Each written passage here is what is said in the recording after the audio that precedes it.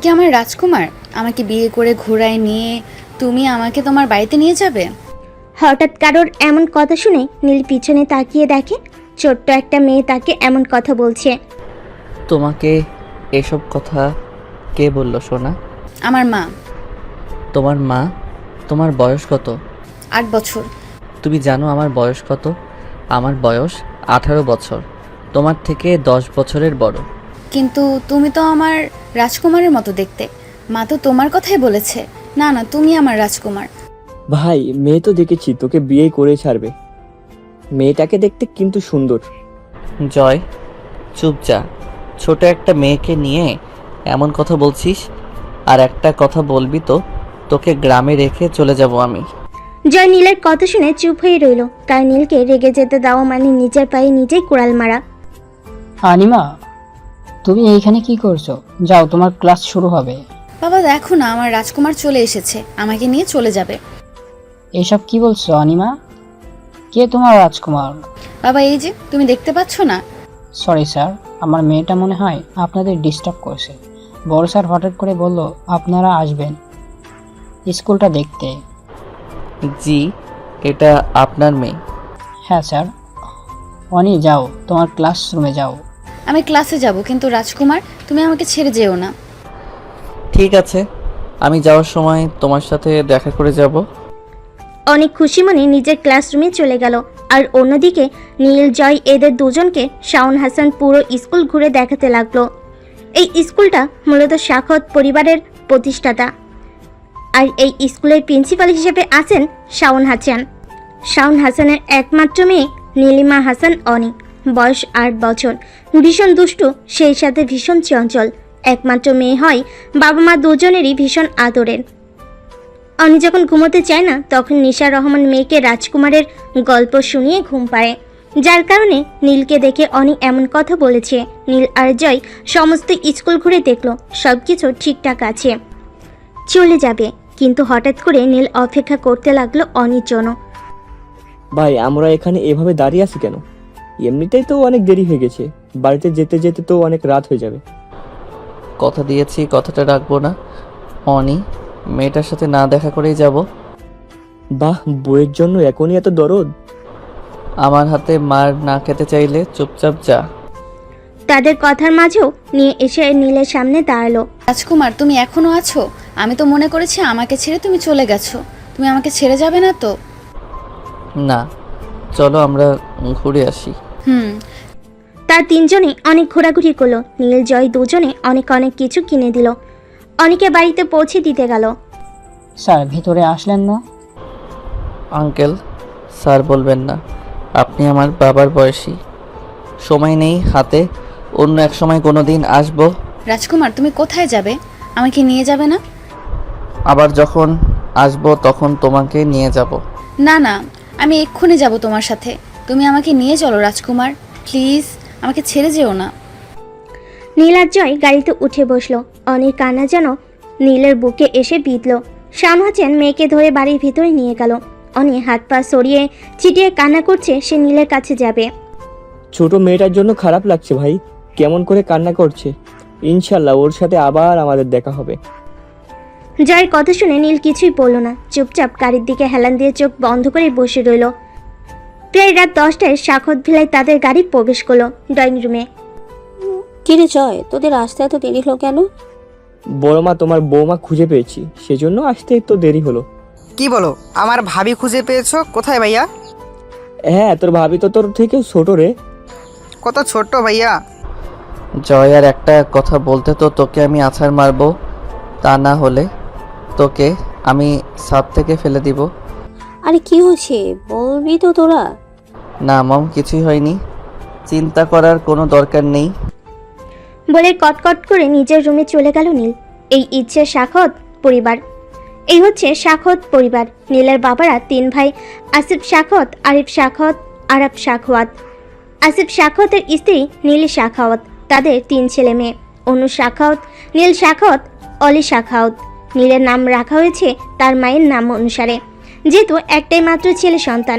আরিফ সাখাওয়াত ও তার স্ত্রী রুমি সাখাওয়াত, তাদের 1 ছেলে 1 মেয়ে, জয় সাখাওয়াত ও জাইমা সাখাওয়াত। জয় আর নীল মাত্র 1 বছরের ছোট বড়, যার কারণে তাদের মধ্যে বন্ধুত্বপূর্ণ সম্পর্ক। আরব সাখাওয়াতের স্ত্রী সাবিনা সাখাওয়াত, তাদের 2টি ছেলে সমুদ্র সাখাওয়াত ও সাগর সাখাওয়াত, দুজনেই যমজ। আরব সাখাওয়াত বাংলাদেশে থাকেন না, তিনি তার পরিবার নিয়ে লন্ডনে বসবাস করেন। বাদ দিতে তোরা, আজ বাদে ছেলেটা আবার লন্ডনে চলে যাবে। তোরা এভাবে জ্বালাস না ওকে। নীলের যাওয়ার কথা শুনে সকলের মন খারাপ হয়ে গেল। কেটে গেছে 10টা বছর। এই 10 বছরে পাল্টে গেছে অনেক কিছু। হযরত শাহজালাল বিমানবন্দরে লন্ডন থেকে আসা একটা বিমান ল্যান্ড করলো। এয়ারপোর্ট থেকে বেরিয়ে এলো এক সুদর্শন যুবক, সাথে 2জন বডিগার্ড। 6 ফুটের কাছাকাছি লম্বা, জিম করা সুটাম দেহ, গায়ের রং ধবধবে ফর্সা। সাধারণত এই ফর্সা মেয়েদের শরীরের রং হয়ে থাকে। এক দেখে যে কেউ বলবে ছেলেটি হয়তো বিদেশি দেশের কোনো নাগরিক। বিমানবন্দর থেকে বাহির হয়ে নীল জোরে একটা শ্বাস নিল। সেই চিরচেনা দেশের মাটির ঘ্রাণ, এই ঘ্রাণ কি আর ভিন দেশে পাওয়া যায়? ভাইয়া আমি এখানে। বলে জয় দৌড়ে গিয়ে নীলকে জড়িয়ে ধরল। কেমন আছিস? ভালো, তুই কেমন আছিস? ভালো। বাড়ির কেউ তো জানে না আজকে আমি এসেছি? না, কেউ জানে না। তুই যে আজকে আসবে সবাইকে গিয়ে চমকে দেব। গুড। বলে নীল গট পায়ে গাড়ির সামনে গিয়ে তাড়াতাড়ি ড্রাইভার দরজা খুলে দিল। একসাথে 5টি গাড়ি ছেড়ে দিল। গাড়িগুলো দেখতে একই রকম, কোনো টাই কে আছে কেউ বলতে পারবে না। তোর গাড়ির মধ্যেও কাজ করতে হবে। বাংলাদেশে আসলে মাত্র, এখনই তোর এত কিছু চিন্তা কাজ? লন্ডন থেকে সব কিছু বাংলাদেশে শিফট করছি, সেটা তুই ভালো করেই জানিস।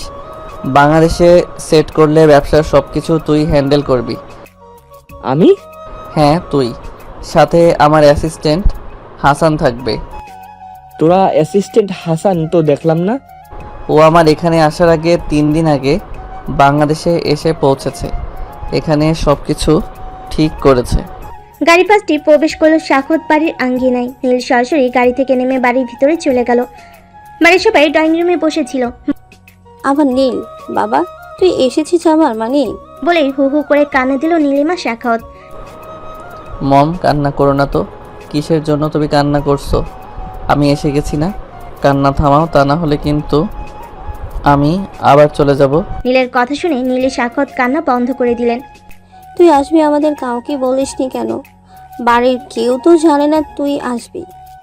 বড়মা আমি সব জানি। তুই এসব জানিস? আমাদের বলবি আমার ছেলেটা কতদিন পরে এসেছে, আমি নিজেতে রান্না করব। তোমার ছেলে আমাকে কড়া হুকুম দিয়েছিল বাড়ির কেউ যেন কিছু না জানে, তাহলে আমার গর্দান নিয়ে নেবে। এখানে আমার দোষ কি? বলে আসলে তোমরা কেমনভাবে সারপ্রাইজ হতে পারলে? আর সকালে কোথায়? বাড়ির আর সকলে সবাই যার যার কাজে গেছে। জয়মা অলি দুজনেই ভার্সিটিতে, তোর বাবা আর ছাত্র দুজনেই অফিসে। মেজো মা, তুমি কেমন আছো? আমি বেশ ভালোই আছি। হঠাৎ করে না জানিয়ে চলে আসলে, যাও ফ্রেশ হয়ে নাও। তোমার রুম পরিষ্কার করা আছে, যাও।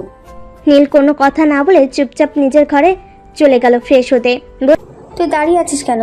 তো কেউ কি বলতে হবে নাকি? তুইও যা ফ্রেশ হ। আমি বাড়িতে থাকি বলে আমার কোনো কদর নেই। তুই যা, দিয়ে এখান থেকে যা, ভাগ। মা! ম্যামা করিস কেন? বউ বউ করবি এখন থেকে। রুমে যা, তাড়াতাড়ি ফ্রেশ হ। যাচ্ছি যাচ্ছি। বলে যাই এক দৌড়ে নিজের রুমে চলে গেল। নীল তার ঘরে প্রবেশ করতেই একটা জোরে নিঃশ্বাস নিল। ঘরটা ঠিক যেরকম রেখে গেছিল ঠিক সেই রকমই আছে, সেই সাথে চিরচেনা ঘরের সুবাস। আর কিছু চিন্তা না করে ওয়াশরুমে চলে গেল। নীল ফ্রেশ হয়ে বিছানায় ধপ করে শুয়ে পড়ল, একটা ঘুম দেবে। বাবা, বড় বাবা, তোমরা কখন আসলে? তোমার বড় মা ফোন করেছিল, ফোন করে বলল নীল নাকি এসেছে, তাই আর দেরি না করে তাড়াতাড়ি চলে আসলাম। সকলে একসাথে ডিনার করবো আজকে রাতে। বেশ ভালো তো। ওই চুন্নিগুলা কই? এই চুন্না, কিরে আসার সময় হলো, কই গেছিলি? এত দেরি হলো কেন আসতে? তোরে বলতে হইব আমরা কই গেছিলাম? আমারে নাই বললি? বড় বাবাকে তো বলতেই পারিস, কি বলিস? এত দেরি হলো কেন আসতে? কোথায় গেছিলে তোমরা দুজন? আসলে বড় বাবা, আমি আর অলি আজকে একটু বন্ধুদের সাথে বাইরে গিয়েছিলাম, যখন আসতে একটু দেরি হলো। কাকে জানিয়ে গেছিলে তোমরা বাহিরে? বাবা কেউ কি জানে তোমরা বাহিরে গেছিলে ঘুরতে? আমাকে বলে গিয়েছিল। যা তোরা দুইজন রুমে গিয়ে ফ্রেশ হ। ওদের দুজনকে আর পাইকে, দুজনে দৌড়ে নিজেদের রুমে চলে গেল। আর একটু হলে জাইমা আর অলি বকা খেত। গার্ড ছাড়া কোনো জায়গায় যেতে দেয় না। এর আগে দুইবার পরিবারের লোকের উপর অ্যাটাক করা হয়েছিল, সেই থেকে তিনি আরও বেশি কঠোর হয়ে গেছে সবার উপরে। জাইমা ফ্রেশ হয়ে এসে দেখে অলি তার রুমে এসে বসে আছে। কি রে, এত দ্রুত তোর ফ্রেশও হয়ে গেল? না, মাত্র আসলাম তোমার রুমে। কিরে দুই শাকচুন্নি, একসাথে কি করছিস? কথাটা বলতে বলতে জয় জাইমার রুমে ঢুকলো। আজকে তোরে খাইছি জয়ের বাচ্চা, তুই আমাদের দুজনকে বকা খাওয়াইতে চাইছিলি। ভাইয়া এখন কোথায় পালাবে? জয় বেচারা পড়ে গেছে ফ্যাসাদে, নিজে পায়ে কুড়াল মেরেছে। যেই না পালাবে, জাইমা আর অলি দুজনে মিলে জয়কে ধরার জন্য দৌড়াতে লাগলো। অন্যদিকে জয় নিজেকে বাঁচানোর জন্য এক দৌড়ে ঘর থেকে বের হতে গেলেই অলি এসে জয়কে টেনে বিছানার উপর ফেলে দেয়। দুজনেই মিলে আচ্ছা মতো মারতে থাকে। এই তোরা থামবি, আমি একটা জরুরি কথা বলতে আসছি। চিল্লিয়ে বলল জয়। অলি আর জাইমা দুজন একসাথে বলে উঠল, কি এমন জরুরি কথা, তাড়াতাড়ি বল। বড় ভাইয়া এসেছে। বড় ভাইয়াকে? নীল ভাইয়া এসেছে বিদেশ থেকে। নীল এসেছে কথা শুনে জাইমার বুকের ভিতর ধক করে উঠল। এসেছে তার প্রিয় মানুষটি, চলে এসেছে। বিছানার এক কোণে গিয়ে চুপটি করে বসে রইল জাইমা। কি বললে জয় ভাইয়া? নীল ভাইয়া এসেছে? যাস না, ভাইয়া ঘুমে আছে, অনেক ক্লান্ত, এত দূর থেকে জার্নি করে এসেছে। এখন ভাই আর ঘুমটা ভাঙিয়ে দিস না, রাতে দেখা করিস। জয়ের কথা শুনে অলি দাঁড়িয়ে গেল, নিজের এক্সাইটমেন্ট দমিয়ে রাখলো। কিরে তোর আবার কি হলো? এভাবে থাম মেরে বসিয়ে রইলি কেন? জাইমাকে উদ্দেশ্য করে বলল জয়। জয়ের কথাই হুঁশ ফিরল জাইমার। কিছু হয়নি, কি হবে? কিছু না, যদি হয়ে থাকে তাহলে এভাবে থাম মেরে বসে আছিস কেন? না কিছু হয়নি তো। জয় আর না ঘাটিয়ে দ্রুত রুম থেকে কেটে পড়ল। বলতে যায় না কখন আবার তার উপর আক্রমণ করে, এই ফাঁকে চলে যাবে ভালো তার। এবার আক্রমণ করলে তার পিটি আর থাকবে না। মম মম। কি হলো? এভাবে ডাকাডাকি করছিস কেন মাম্মাম করে? কানের পোকা তো মরে যাবে। ভাইয়া এসেছে বললি কেন? কি করে বলবো? তোদের ফোন দিলাম, দুজনের ফোন বন্ধ। এত এরকম করার কোনো মানে হয়? ভাইয়া কখন উঠবে ঘুম থেকে? আমার জন্য কত কিছু আনতে বলেছিলাম লন্ডন থেকে, সব কিছু এনেছে কি না আল্লাহ জানে, ভালো লাগে না। তোর ভাই যে দেশে এসেছে এটাই অনেক, আবার জিনিসপাতের কথা বলছিস। যা এখন বকবক না করে বসে থাক, নীলে উঠলে দেখা করিস। নীলের ঘুম ভাঙলো। ঘড়ি কাটা যখন রাত 9টার ঘরে তখন নীল ফ্রেশ হয়ে নিচে নামলো। নীলকে দেখে অলি দৌড়ে গিয়ে নীলকে জড়িয়ে ধরলো। ভাইয়া তুমি এসেছো? কাউকে না জানিয়ে চলে আসলে আমাকে তো বলতে পারতে। জানো আমি কত খুশি হয়েছি। জানি। কেমন আছিস? ভালো, তুমি এসেছো দেখে এখন আরও ভালো আছি আমি। তুমি কেমন আছো? আলহামদুলিল্লাহ, অনেক ভালো আছি। দুজনে কথা বলতে বলতে ড্রয়িং রুমে থাকা সোফায় গিয়ে বসে পড়লো। অন্যদিকে নীলের দিকে যে কেউ গভীর দৃষ্টিতে তাকিয়ে আছে, তাই তো সে বুঝতে পারছে না। এই চোখের দৃষ্টি কোনো সাধারণ দৃষ্টি নয়, প্রেমময় দৃষ্টি। কেমন আছো পাপা? ভালো। হঠাৎ করে চলে আসলে কাউকে না জানিয়ে, কোনো সমস্যা হয়েছে নাকি? নিজের ছেলের বাড়িতে এসেছে, হঠাৎ করে আসুক, আর যেভাবেই আসুক আসবে, তাই তোমাকে বলতে হবে? আহা নীলি, তুমি রেগে যাচ্ছ কেন? আমি তো এমনি বলছি। তোমাদের কারণে একেবারে চলে আসলাম। একেবারে মানে চলে আসলে? একেবারে চলে আসলাম। বাংলাদেশে একদম বিজনেসের সব কিছু শিফট করে ফেলেছি। আগামীকাল থেকে অফিসে যেতে হবে, আর বছরে 2-1 মাস দেশের বাইরে থাকতে হবে। খুব ভালো হয়েছে। টিভিতে হঠাৎ বলে উঠলো। গোপন সূত্রে জানা গেছে ইউরোপ কান্ট্রির টপ 10-এর মধ্যে থাকা AN গ্রুপের ওনার বাংলাদেশে এসেছে। সেই সাথে জানা গেছে তিনি এখন থেকে বাংলাদেশেই থাকবেন।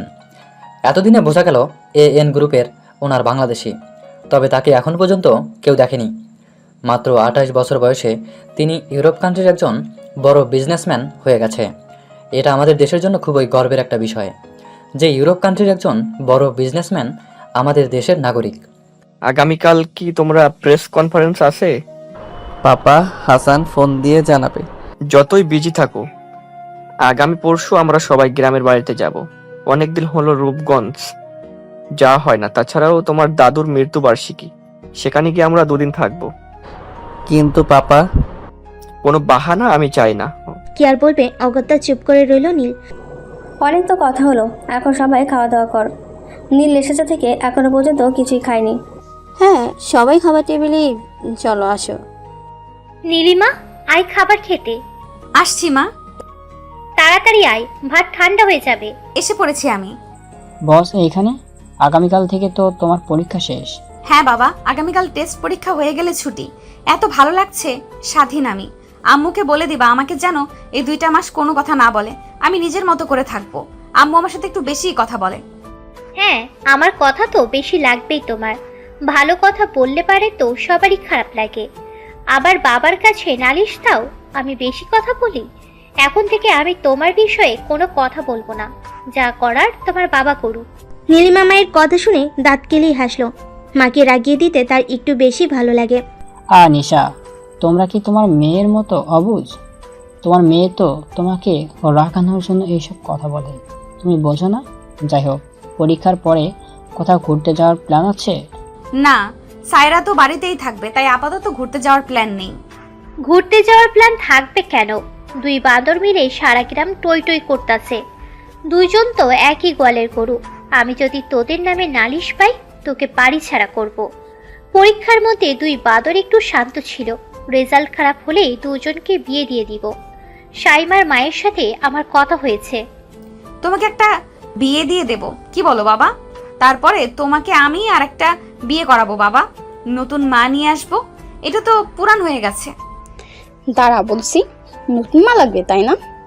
নীলিমাকে আর পাইকে এক দৌড়ে রুমে গিয়ে দরজা আটকিয়ে দিল। এই দিক থেকে তার মা চিলে কথা বলছে। সবাই আমার রুমে এসো। বলে নীল চলে গেল। নীলের পিছে পিছে বাড়ির সবাই গেল। তোমাদের সবার গিফট।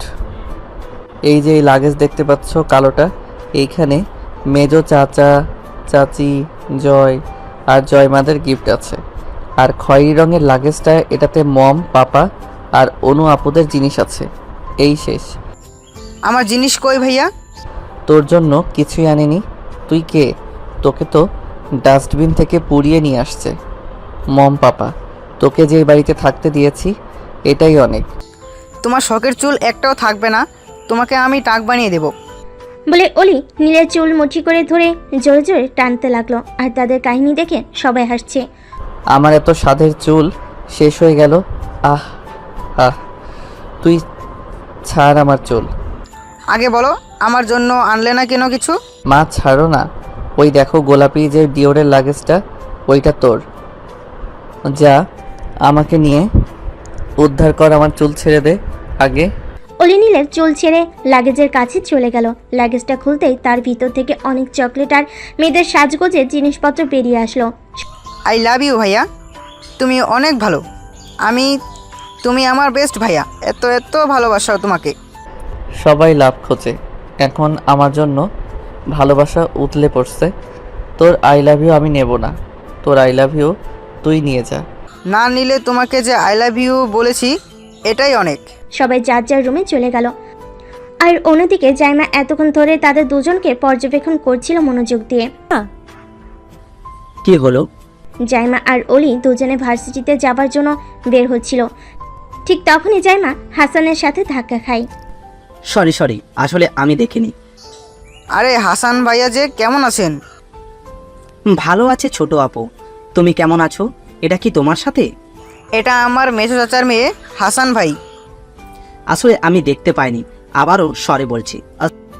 অসুবিধা নেই, এত বারবার সরি বলতে হবে না, দুজনেরই দোষ আছে, আমিও তো খেয়াল করিনি। বলে চলে যেতে হাসান কিছুক্ষণ তাদের যাওয়ার দিকে তাকিয়ে রইল। সেও বাড়ির ভিতরে প্রবেশ করলো। আসসালামু আলাইকুম আন্টি, কেমন আছেন? হাসান জি ভালো, তুমি কখন আসলে? এই তো আসার উপরে আছি। স্যার কোথায়? তোমার স্যার তার রুমে সকালে নাস্তা করেছে। জি আন্টি। তাহলে নীলের রুমে যাও, দেখো নীল তার রুমেই আছে। হাসান রুমে যেতেই দেখে নীল রুমে নেই। হঠাৎ পেছন থেকে কেউ বলে উঠল, এই তো স্যার মাত্র আসলাম, আজকে তো মিটিং হওয়ার কথা ছিল সংবাদ মাধ্যমে। হ্যাঁ তুমি যাও, আমি রেডি হয়ে আসছি। জি স্যার। স্যার আপনি যে ইউরোপের টপ 10 ব্যবসায়ীদের মধ্যে একজন, এতে কি আপনার অহংকার হয় না? আমাদের দেশে দেখা যায় অনেক ব্যবসায়ী আছে যাদের একটু টাকা পয়সা হলে গরিবদের মানুষ মনে করে না। কে বলেছে আমি বড় ব্যবসায়ী? আমার থেকে অনেক বড় ব্যবসায়ী আছে। আর অহংকারে কথা বললেন, অহংকার হচ্ছে পতনের মন, সেটা আমরা সবাই জানি। আমাদের টাকার উপর হক আছে। এখন যারা গরিবদের মানুষ মনে করে না তারা তো বোকা। কেন স্যার? আপনি একবার ভেবে দেখুন, আমরা যারা ব্যবসায়ী আছি, ভালো একটা পজিশনে আছি, আমাদের প্রত্যেক মুসলিমদের কিন্তু বছরের একটা সময় নির্দিষ্ট পরিমাণ জাকাত দিতে হয়। এখন সেই জাকাত যদি গরিবেরাও বলে যে আমরা নেব না, তাহলে আমাদের মতো লোকের কি হবে? আমরা তাদের কাছে ঋণী, তারা আমাদের কাছে ঋণী না। তাই মনে করি আমাদের থেকে তাদের প্রভাবটা বেশি। আপনার চিন্তাধারা দেখে আমরা শিহরিত স্যার।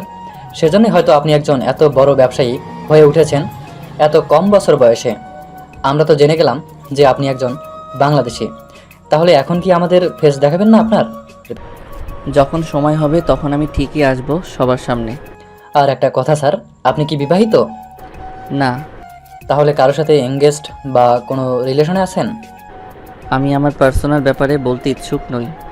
যখন প্রয়োজন হবে আপনারা সবাই সব কিছু জানতে পারবেন। স্যার আর একটা প্রশ্ন, প্লিজ স্যার উত্তর দিয়ে যান। আপনার কোম্পানির নাম তো AN ইন্ডাস্ট্রিজ, এটার ফুল ফর্ম কি? আজ পর্যন্ত কেউ এটার ফুল ফর্ম জানে না কেন? এটার ভিতরে কি কোনো রহস্য লুকিয়ে আছে? হাসান, 1 মিনিটের মধ্যে আমি সব ক্লিয়ার চাই। এখানে যেন আর কেউ না থাকে, মাথায় রাখবে। জি স্যার। বলে নীল আর না দাঁড়িয়ে সরাসরি অফিসের ভিতর চলে গেল। আজকে থেকে সম্পূর্ণ পরীক্ষা শেষ, ঘুমাবো আর ঘুমাবো, কি যে আনন্দ লাগছে। আমার তো এই পড়াশোনা ভালোই লাগে না, অনেক জোর বাঁচা বেঁচে গেছি বোন। ভাবছি বিয়ে শাদী করে নিব, তারপর পড়াশোনা লাগবে না, শুধু জামাইয়ের সাথে প্রেম করব, ছুটিয়ে সংসার করব। সংসার করাও ঝামেলা রে, পড়াশোনাও ঝামেলা। তাহলে কি করব বল? মনটায় চাই শুধু খাই, ঘুমাই আর সারাদিন ঘুরি।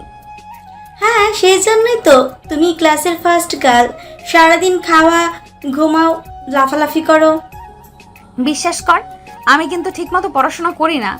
আমাকে আর মিথ্যে কথা বলতে হবে না, আমি জানি। ঢং করতে হবে না আর। ওই দেখ কত জাম্পুরা, দেখেই মনে হচ্ছে পেকে গেছে। চল পেরে নিয়ে যায়। বিকেল হয়ে গেছে, বাড়িতে গিয়ে ফ্রেশ হয়ে পুকুর পাড়ে বসে জাম্পুরা খাওয়া যাবে, কি বলিস? আরে এটা তো সাক্ষাৎ বাড়ি, এই বাড়ি থেকে যদি বিচার যায়, বিশ্বাস কর আমাকে আর বাবা বাড়িতে তুলবে না। এবারের সবাই যথেষ্ট আমাকে ভদ্র ভাবে। রাখ তোর ভদ্র, আগে পেট শান্তি তো সব শান্তি। আর এটা বাড়ির পেছনের সাইড, এখানে এত মানুষ নেই। চল পেরে নিয়ে যায়। তাইলে শোন, আমি সব দিকেই খেয়াল রাখি, তুই জাম্বুরা পার, বেশি পারিস না, একটাই পার। আমাদের দুজনের জন্য একটাই যথেষ্ট। হয়েছে পারা? হ্যাঁ চল চল, হয়ে গেছে। ওই এই জাম্বুরা তুই তোদের বাড়িতে যে খড়ের গাদা আছে ওইখানে লুকিয়ে রাখ। ঠিক আছে, বিকেলে দেখা হবে, বাই। হাসান, আমি কিছুদিন অফিসে আসবো না, এই দিকটা তুমি আজকে ম্যানেজারকে বুঝিয়ে দিয়ে এসো। তুমিও আমার সাথে যাবে। জি স্যার। কিন্তু কোথায় যাবেন? গ্রামের বাড়ি। জি। হঠাৎ করে নীলের ফোনে টুংটাং আওয়াজ হলো। নীল টেবিল থেকে ফোনটা নিয়ে ওপেন করতে হেসে উঠল। হাসান সেদিকে তাকিয়ে রইল। এটা আজ নতুন না, মাঝে মাঝে এমন কাহিনী সে দেখে। হাসান যখন প্রথম এই অফিসে জয়েন করে তখন থেকে মাঝে মাঝে মুচকি হাসে। গম্ভীর সবার সামনে হলেও মাঝে মাঝে সবার আড়ালে তাকে হাসতে দেখা যায়। সে চুপচাপ কেবিন থেকে বের হয়ে গেল। সাইমা, সেই মজা, এই মজা। চুরি করা জিনিস খাইতে একটু বেশি মজা লাগে। এমন প্রকৃতির ফুরফুরে বাতাসের সাথে মেঘলা আকাশ, পুকুরের টলমল পরিষ্কার পানি আর টক ঝাল মিষ্টি জাম্বুরা মাখা, পরিবেশটা জাস্ট ওয়াও। এমন পরিবেশ রেখে কি করে যাওয়া যায় বল? সেটাই, কিন্তু আমাদের বাবা মা তো বুঝতেই চায় না। আসলে তারা আমাদের বাড়ি ছাড়া করতে চায় কিছুদিন। খের কি আর করার, তারা তো আমাদের হাজার চেষ্টা করেও এখান থেকে কোথাও পাঠাতে পারবে না, না খালার বাড়ি না নানুর বাড়ি। Yes baby, you are right. দুজন দুই প্রান্তের মানুষ, তাদের আচরণ, লাইফ স্টাইল সব আলাদা, তাই কি এক হতে পারবে? বড় ম্যাডাম, ছোট স্যার তো আইছে। নীল চলে আসছে। স্যার কফি দিতে কইলো। লতার কথা শুনে নীলের মা তাড়াতাড়ি করে কফি বানিয়ে নীলের রুমের উদ্দেশ্যে চলে গেল। মাঝপথে সাইমার সাথে দেখা। বড় মা, কোথায় যাচ্ছ কফি নিয়ে এই সময়? নীলকে কফি দিতে যাচ্ছি, অফিস থেকে আসছে তো। বড় মা তুমি যাও, আমি দিয়ে আসছি কফি ভাইয়াকে। তাহলে তো ভালোই হয়, তুই তাহলে কফিটা নিয়ে যা। আমার নিচে অনেক কাজ পড়ে আছে, রান্না বাড়ি আছে, আবার সব কিছু গোছাতে হবে। তুই নিয়ে যা মা, তুই নিয়ে যা। বলে সাইমার হাতে কফির মগটা ধরিয়ে দিয়ে সে নিচে চলে গেল। অন্যদিকে সাইমা গুটি গুটি পায়ে নীলের রুমের সামনে এসে দাঁড়ালো। নীল তার রুমে কারোর প্রবেশ করা পছন্দ করে না। বাড়ির মানুষ অনুমতি ব্যতীত ঢুকতে পারে না তার রুমে, একমাত্র তার মা বাবা ব্যতীত। আর বাকি সবাই অনুমতি নিয়ে ঢোকে, কিন্তু বাহিরের মানুষ নট অ্যালাউ।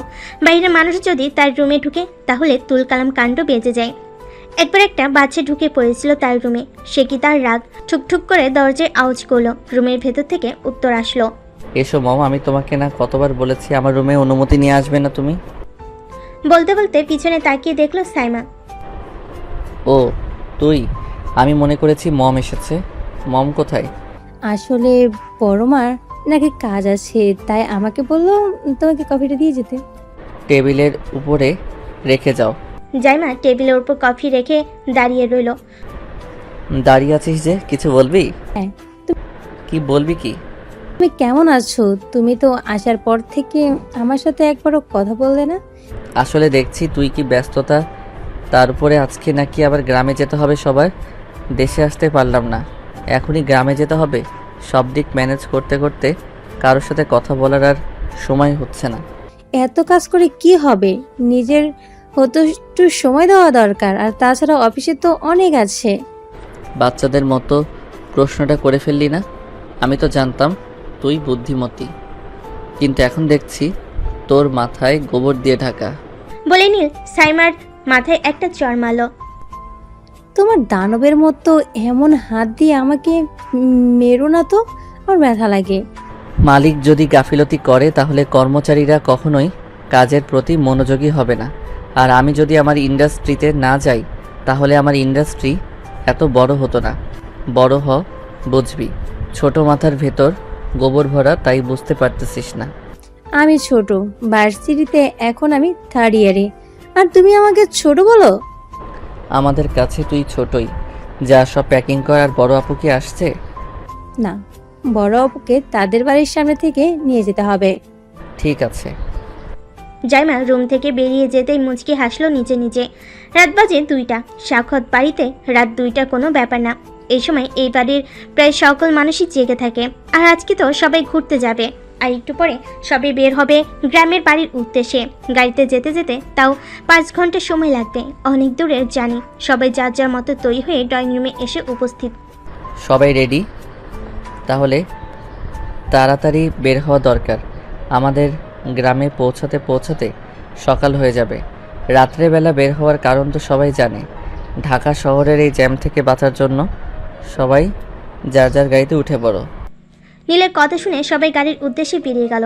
এদিকে নীল সব গার্ডদের সব কিছু বুঝিয়ে দিয়ে সেও গাড়িতে গিয়ে বসলো। গাড়িতে কিছু গার্ড থাকবে আর তাদের সাথে কিছু গার্ড যাবে। একে একে গেট দিয়ে 10টা গাড়ি বের হয়ে গেল। বড় আপু, আমরা বের হয়েছি বাড়ি থেকে। তোরা বাড়ির সামনে এসে দাঁড়িয়ে থাক। ফোনে আপুর কাছে কি বললো শোনা গেল না। নীল ফোন রেখে দিল। আপু কি বললো? আপুরা বাড়ির সামনে দাঁড়িয়ে রয়েছে। কিছুক্ষণের মধ্যেই ওরা একটা বড় বাড়ির সামনে এসে থামলো। দরজা খুলে দিতে সবাই গাড়িতে উঠে পড়লো। আর কেউ আসবে না আপু? না শালাবাবু, বাবা মা আসবে না। মা একটু অসুস্থ, তাই বাবা মাকে ছেড়ে আসবে না। নীলকে দেখে রিতাস মামু বলে তারপর ঝাঁপিয়ে পড়লো। ধীরে, ব্যথা পাবে ও। ওর মামু থাকতে ওকে কখনো ব্যথা পেতে দেবে না। আমি বুঝি না ভাই, এই ছেলে তোর প্রতি এত পাগল হলো কেমন করে? কোনোদিন সামনাসামনিও তো দেখিনি, তাই তোর জন্য এত পাগল? তুই যদি বাংলাদেশে থাকতি তখন তো মনে হয় এ সব সময় তোর কাছেই থাকতো। অনুর কথা শুনে নীল মুচকি হাসলো। অনু সাক্ষত হচ্ছে নীলের বড় বোন। ও অনু নীলের খুব বেশি বড় না হয়, তারা দুজন দুজনকেই তুই বলে সম্বোধন করে। অনুর বিয়ে হয়ে গেছে সুজনের সাথে। তার একমাত্র ছেলে রিশাদ।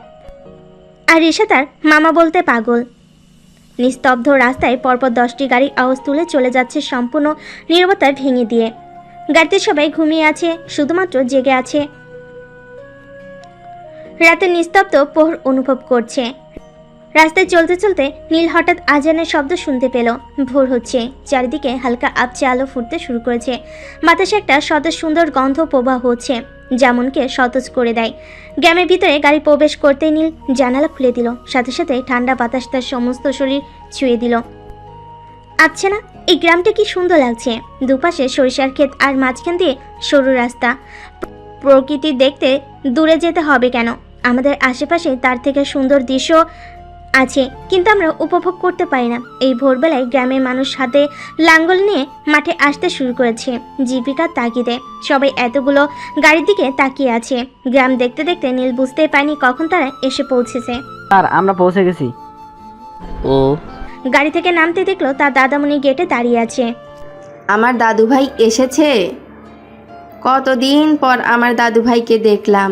এই বুড়িটাকে তো ভুলেই গেছো। আমার সুইট কিউট বড় বউকে কি আমি ভুলে যেতে পারি? শুধু ব্যস্ততায় আসতে পারি না। তাদের কথার মাঝে একে একে সব এসে দাদিকে সালাম দিল। অনেক রাস্তা তোমরা এসেছো, যাও গিয়ে ফ্রেশ হয়ে রেস্ট নাও, তারপরে কথা হবে সবার সাথে। আর কোনো কথা বাড়লো না। সবাই যার যার জন্য বরাদ্দকৃত রুমে চলে গেল।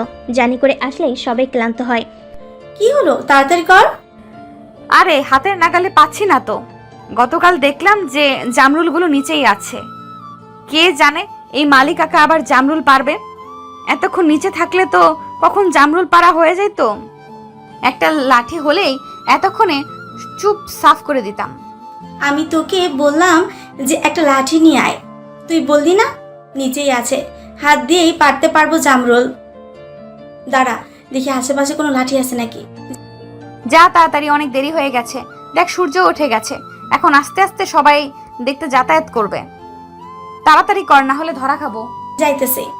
সাইমা জামরুলের ধোকা ধরেছে, আর লাঠি আনতে যেতে হবে না। হঠাৎ করে এত লম্বা হয়ে গেলেন কিভাবে? নীলিমা নিজের দিকে তাকাতে দেখলো সে কারোর কোলে উঠে বসে আছে। জোরে চিৎকার দেওয়ার সাথে সাথে নীল তাকে কোল থেকে ধপাস করে নিচে নামিয়ে দিল। আর একটু হলে নীলিমা পড়ে যেত। নীল গম্ভীর কণ্ঠে বলে উঠল, চুরি করা অন্যায় সেটা জানো না? না মানে আসলে। না মানে আসলে কি? এদিক ওদিক কি দেখছো? তোমার সঙ্গী নেই, সে চলে গেছে। মানে সে তোমাকে রেখেই চলে গেছে।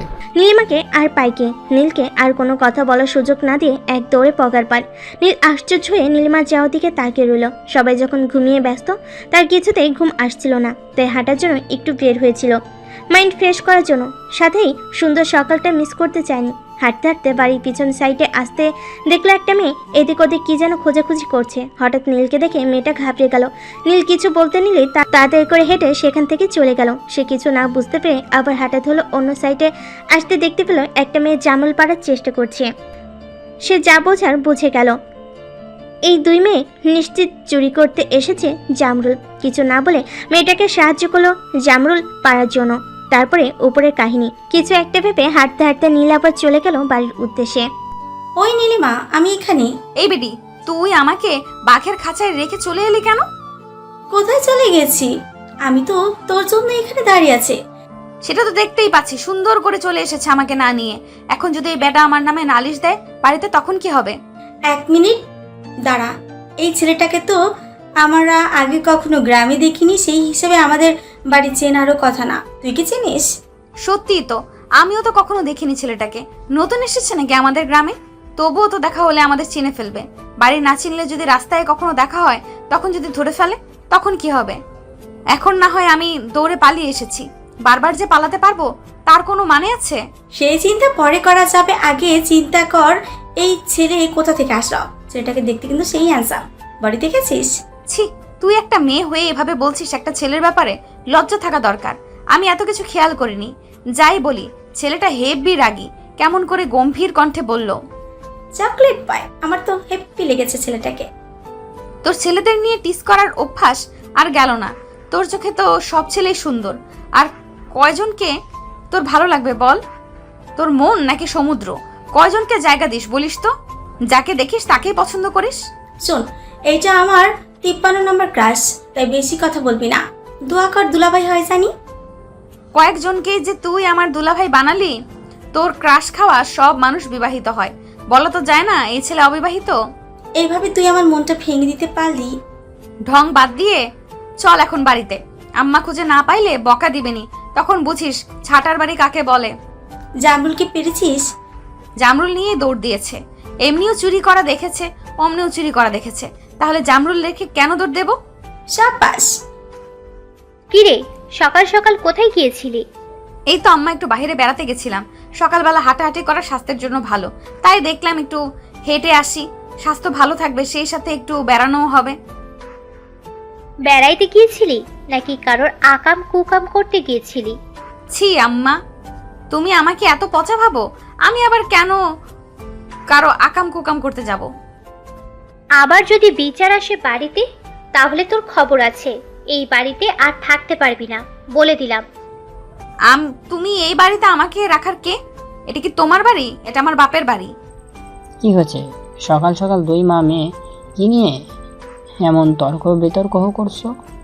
তোমার গুণধর মাইয়া সকালবেলা ঘুম থেকে উঠে কোথায় যেন গিয়েছিল, জানি না কার আবার কি কুকাম করে রেখে আসলো।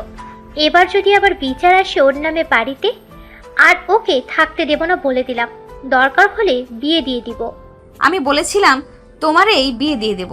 এখন যখন বিয়ে খাওয়ার শখ তোমার, আমার পেছনে কেন পড়ে আছো? এই দুই মা মেয়েকে নিয়ে আমি আর পারি না। নিশা, তুমি নাকি ছোট আছো, যাও তো তুমি রান্না করো। আর তুই মা যা ঘরে। তোমার মহারানীকে বলো কি দিয়ে রান্না করব, তার পছন্দ মতো খাবার না হলে আবার সে খাবে না। তোমরা যা মনে হয় তাই দিয়ে রান্না করে খাও। আমার জন্য শুটকি মাছ ভর্তা করো। ভর্তার ভিতর তোর এত কি বের হয়েছে যে ভর্তা খাইতে হবে সব সময়? বেশি ভর্তা খাইলে পেটের সমস্যা হবে না? আবার বলিস আম্মা আমার পেটে ব্যথা করছে, তখন তোকে ভর্তা খাইয়ে দিব। কে শোনে কার কথা? যার জন্য এত বকবক করছে সে তো ঘরে চলে গেছে। আচ্ছা আমার কথা শোনো, আমি একটু শাখায়তের বাড়িতে যাব। সবাই নাকি এসেছে, বড় আম্মা যাইতে বলছে। ঠিক আছে। শাওকত বাড়িতে সবাই ব্যস্ত যার যার মতো আয়োজন করতে। আগামীকাল আসিফ শাওকতের বাবার মৃত্যুবার্ষিকী উপলক্ষে পুরো গ্রামের মানুষকে খাওয়ানো হবে সেই আয়োজন। শীতে নীলকে নামাটা দেখে তার দাদি বলল, এই তো আমার বড় জামাই চলে আসছে, এখানে বসো বড় জামাই। তা আমার বড় বউ কি বলে? তার শরীর কেমন যাচ্ছে? আমার আর শরীর, আজ ভালো তো কাল খারাপ, এভাবেই চলছে দিনকাল। তোমাকে কতবার বললাম চলো আমাদের সাথে শহরে থাকবে, কিন্তু না, তোমার তো এখানেই থাকতে হবে। এখান থেকে যাই কেমনে বলো দাদু ভাই? তোমার দাদার কত স্মৃতি আনাচে কানাচে, তাকে একা ফেলে কেমন করে যাব দাদু ভাই? আর ওই শহরের চার দেয়ালের মধ্যে আমার ভালো লাগে না। এইখানে কত মানুষ আছে, সবাই আসা যাওয়া করে, সবার সাথে দেখা হয়, সাক্ষাৎ হয়। শহরে তো তোমার পুরো পরিবার থাকে, সেখানে গিয়ে থাকতে পারবা না? আমরা সবাই সেখানে, তুমি একা একাই এখানে পড়ে থাকো। তোমরা তোমাদের মতো থাকো, আমি এখানে তোমার দাদুর স্মৃতি নিয়ে বেশ ভালোই আছি। তোমার ইচ্ছে। তা বিয়ে করছো কবে দাদু ভাই? আমি কি নাত বউ দেখতে পারবো, নাকি তার আগেই মারা যাব? বউ থাকতে আবার কিসের বিয়ে? সবই বুঝি দাদু ভাই, আমার মতো বুড়িকে দিয়ে কি আর হবে? পাত্রী দেখা কি শুরু করব, নাকি পছন্দের কেউ আছে? সেরকম কেউ নেই। দাদি এবার গম্ভীর হয়ে বলল, তোমার বিয়ের বয়স হয়ে গেছে দাদু ভাই, এখন বিয়ে তো করতেই হবে, এটা স্বাভাবিক। আর কত দেরি করবে? তোমরা যেহেতু পছন্দের কেউ নেই, আমার পছন্দের মেয়ে আছে, তাকে আমার খুব পছন্দ। তার কথা শুনে সকলে তাদের দিকে তাকালো। কি বললেন আম্মা? এগুলো আপনি নীলের জন্য মেয়ে ঠিক করেছেন? কবে? আমাদের তো একবারও জানালেন না। অনেক দিন আগে।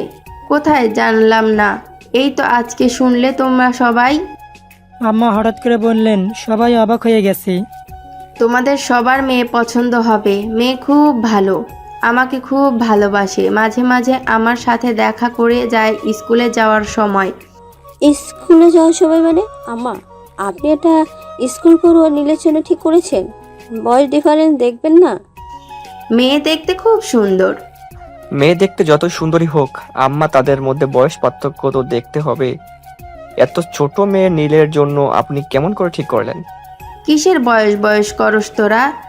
তোদের বাবার সাথে আমার বয়সের পার্থক্য জানিস না?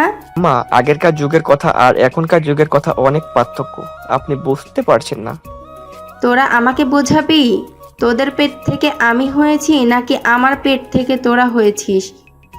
আমার কি চুলগুলো এমনি পাকছে? আম্মা, আপনি আমার কথাটা বোঝার চেষ্টা করেন। তোর কথা আমার বোঝন লাগবো না, আমি যা কইব তাই হইব। এর ওপর জানি আর একটা কথাও না হয়। এখন যা সব আয়োজন এর ব্যবস্থা কর। এই অনুষ্ঠান শেষ হলে আমার দাদু ভাইয়ের বিয়া দিব। যাই হোক দাদিমা, তুমি একদম ঠিক কাজ করেছো। আমি তোমার সাথে আছি। আমরা তো একটা বিয়ে খাইতে পারবো, ধিন টানানা নাচতে পারবো, আনন্দ করতে পারবো। অনেক দিন হলো বিয়ে খাওয়া হয় না। তুমি ঠিক বলছো জয় দাদু ভাই। নীলের পর তোমার ও বিয়ে হবে, সেটা নিয়ে তুমি চিন্তা করো না। এখানে আবার তুমি আমাকে টানছো কেন? সম্পূর্ণ কথাই নীল ছিল নীরব দর্শক, সে শুধু শুনে গেল। অন্যদিকে হাসান খুব সূক্ষ্মভাবে নীলকে পর্যবেক্ষণ করছে। সে বুঝতে পারছে না নীল কোনো প্রতিবাদ করছে না। সে খুব ভালো করেই জানে নীল এমন অনেক কাজ কখনো মেনে নেবে না। তবু আজকে নীল চুপ, তার মানে ডাল মে কুচ কালা হে। এতক্ষণ সব কথা চুপচাপ দাঁড়িয়ে শুনছিল জাইমা। তার দুনয়ন জলে টইটম্বুর করছে। এই সময় উপস্থিত হলো শাওন হাসান। আম্মা কেমন আছেন?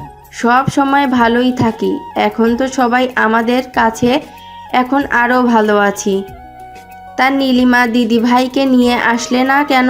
ওসব বাড়িতে নেই, যখন বাড়িতে আসবে তখন নিয়ে আসবো।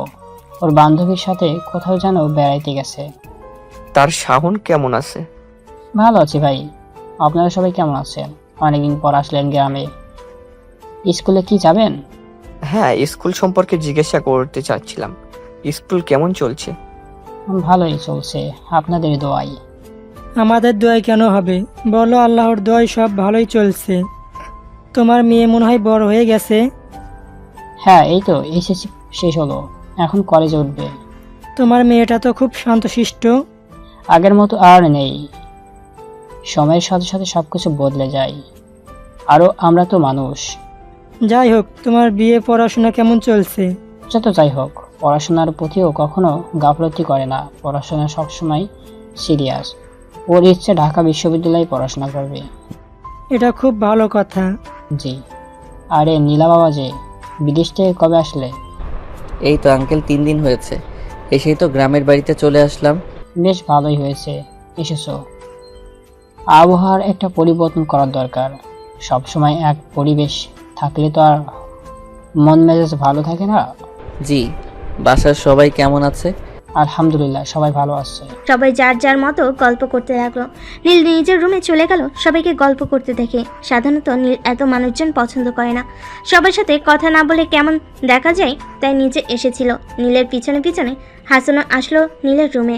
কিছু বলবে হাসান? জি স্যার। এত ছোট মেয়ের সাথে আপনার বিয়ের কথা বলছে, আপনি কিছুই বললেন না? আমার জানা মতে আপনি তো এমনটা কখনোই হতে পারবেন না। জানো যখন, তাহলে তোমাকে প্রশ্ন করার মানে কি? স্যার, আমি আপনাকে প্রশ্ন করছি না, আমি আপনাকে জিজ্ঞাসা করছি, আপনি কেন কিছু বললেন না? আপনি তো এমন না, আপনি না করলে আর আপনার সাথে কিছু বলার সাহস পেত না। তুমি কি মনে করেছো আমি কোনো কিছুর খোঁজ খবর না নিয়ে চুপ করে বসে আছি? যখন সময় হবে তখন ঠিক বুঝতে পারবে। আর কোনো প্রশ্ন? না স্যার। স্যার, আজকে বিকেলে আপনার বিদেশি ক্লায়েন্টের সাথে অনলাইন মিটিং আছে। ঠিক আছে, তুমি এখন যাও আমার রুমে, যেন কেউ না আসে সেটা খেয়াল রেখো। আমি এখন ঘুমাবো, আমাকে যেন কেউ ডিস্টার্ব না করে। জি স্যার। ও মা গো, আমার কোমরটা ভেঙে গেল গো। এই মাঝ রাস্তায় খাম্বা আসলো কোথা থেকে? এতদিন তো ছিল না। এই মেয়ে দেখে শুনে চলতে পারো না? চোখ নাকি চুলা? চোখে দেখতে অসুবিধা হলে চশমা কিনে পড়ো। এই বেটাই, একে তোমার রাস্তায় খাম্বার মতো দাঁড়িয়ে রয়েছেন। বলছি যে এইটা আপনার শরীর নাকি লোহার খাম্বা? নিজের দোষ, সেই দোষ আমার গাড়ি চাপানোর চেষ্টা করছেন, তার উপর আবার আমাকেই বলছেন চশমা ব্যবহার করতে। আমি অন্ধ? চোখ দিয়ে ভালো রাস্তা এক সাইড দাঁড়িয়ে আছি, আর তুমি আমার সাথে ধাক্কা খেয়েছো। আমি তোমাকে ধাক্কা দেইনি। এই বেটা, ভুল আপনার।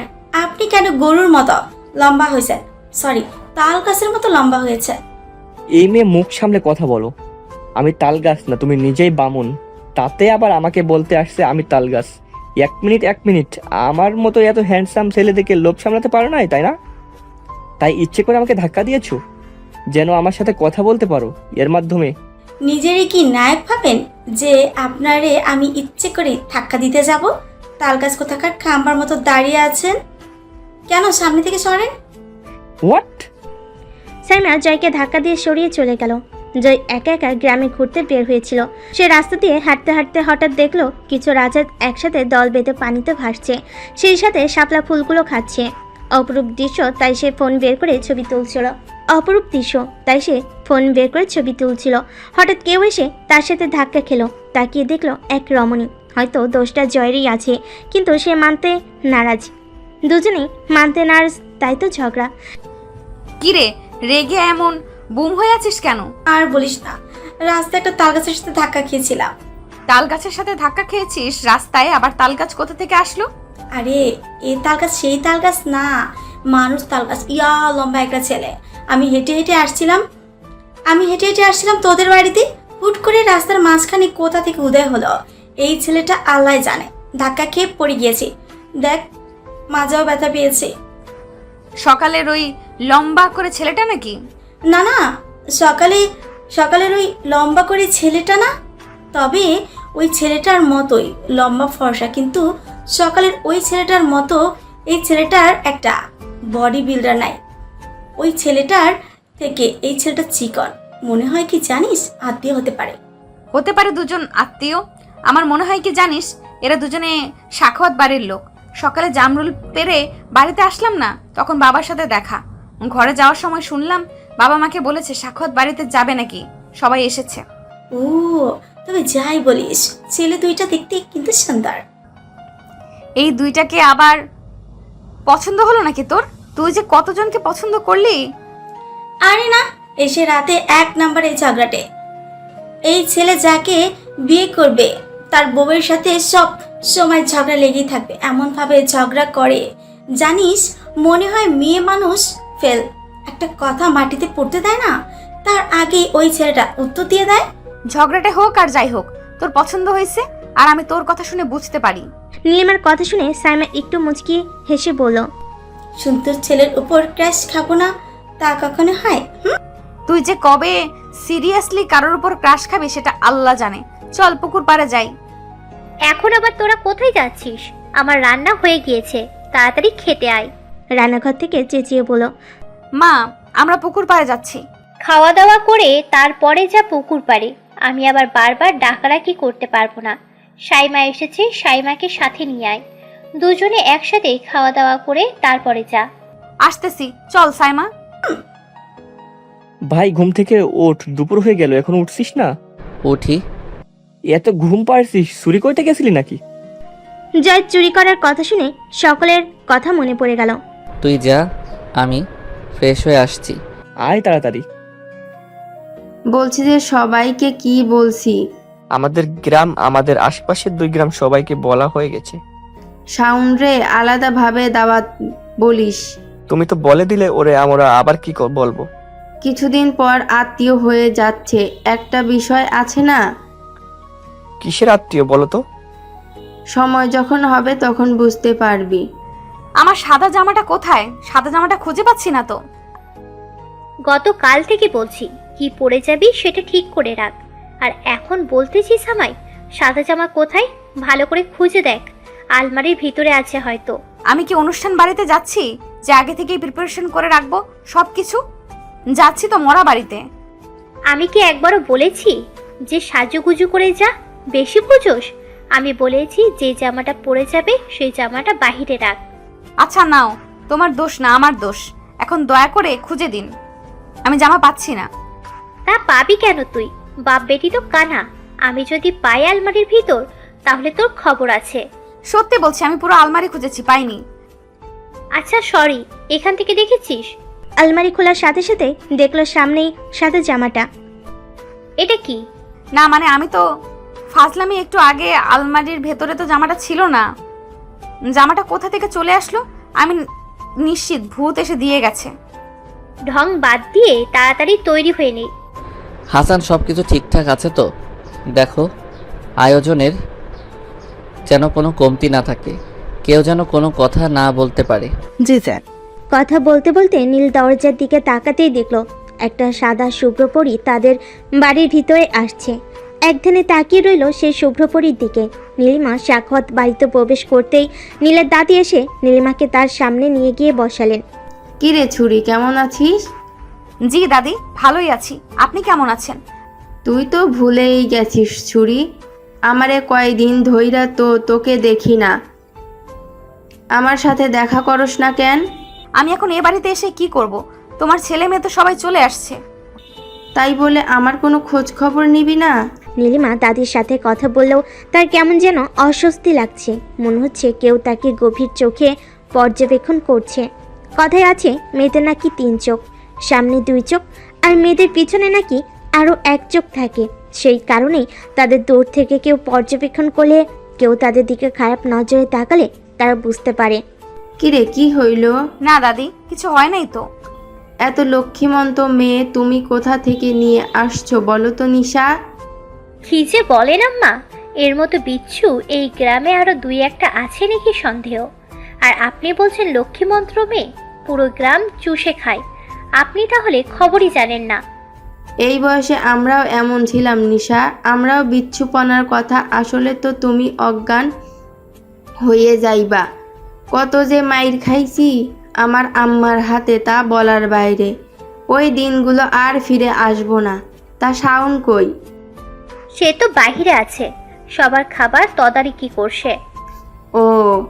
নীলিমা দুজনের কথার মাঝখান থেকে উঠে চলে আসলো, সরাসরি দোতলায় চলে আসে।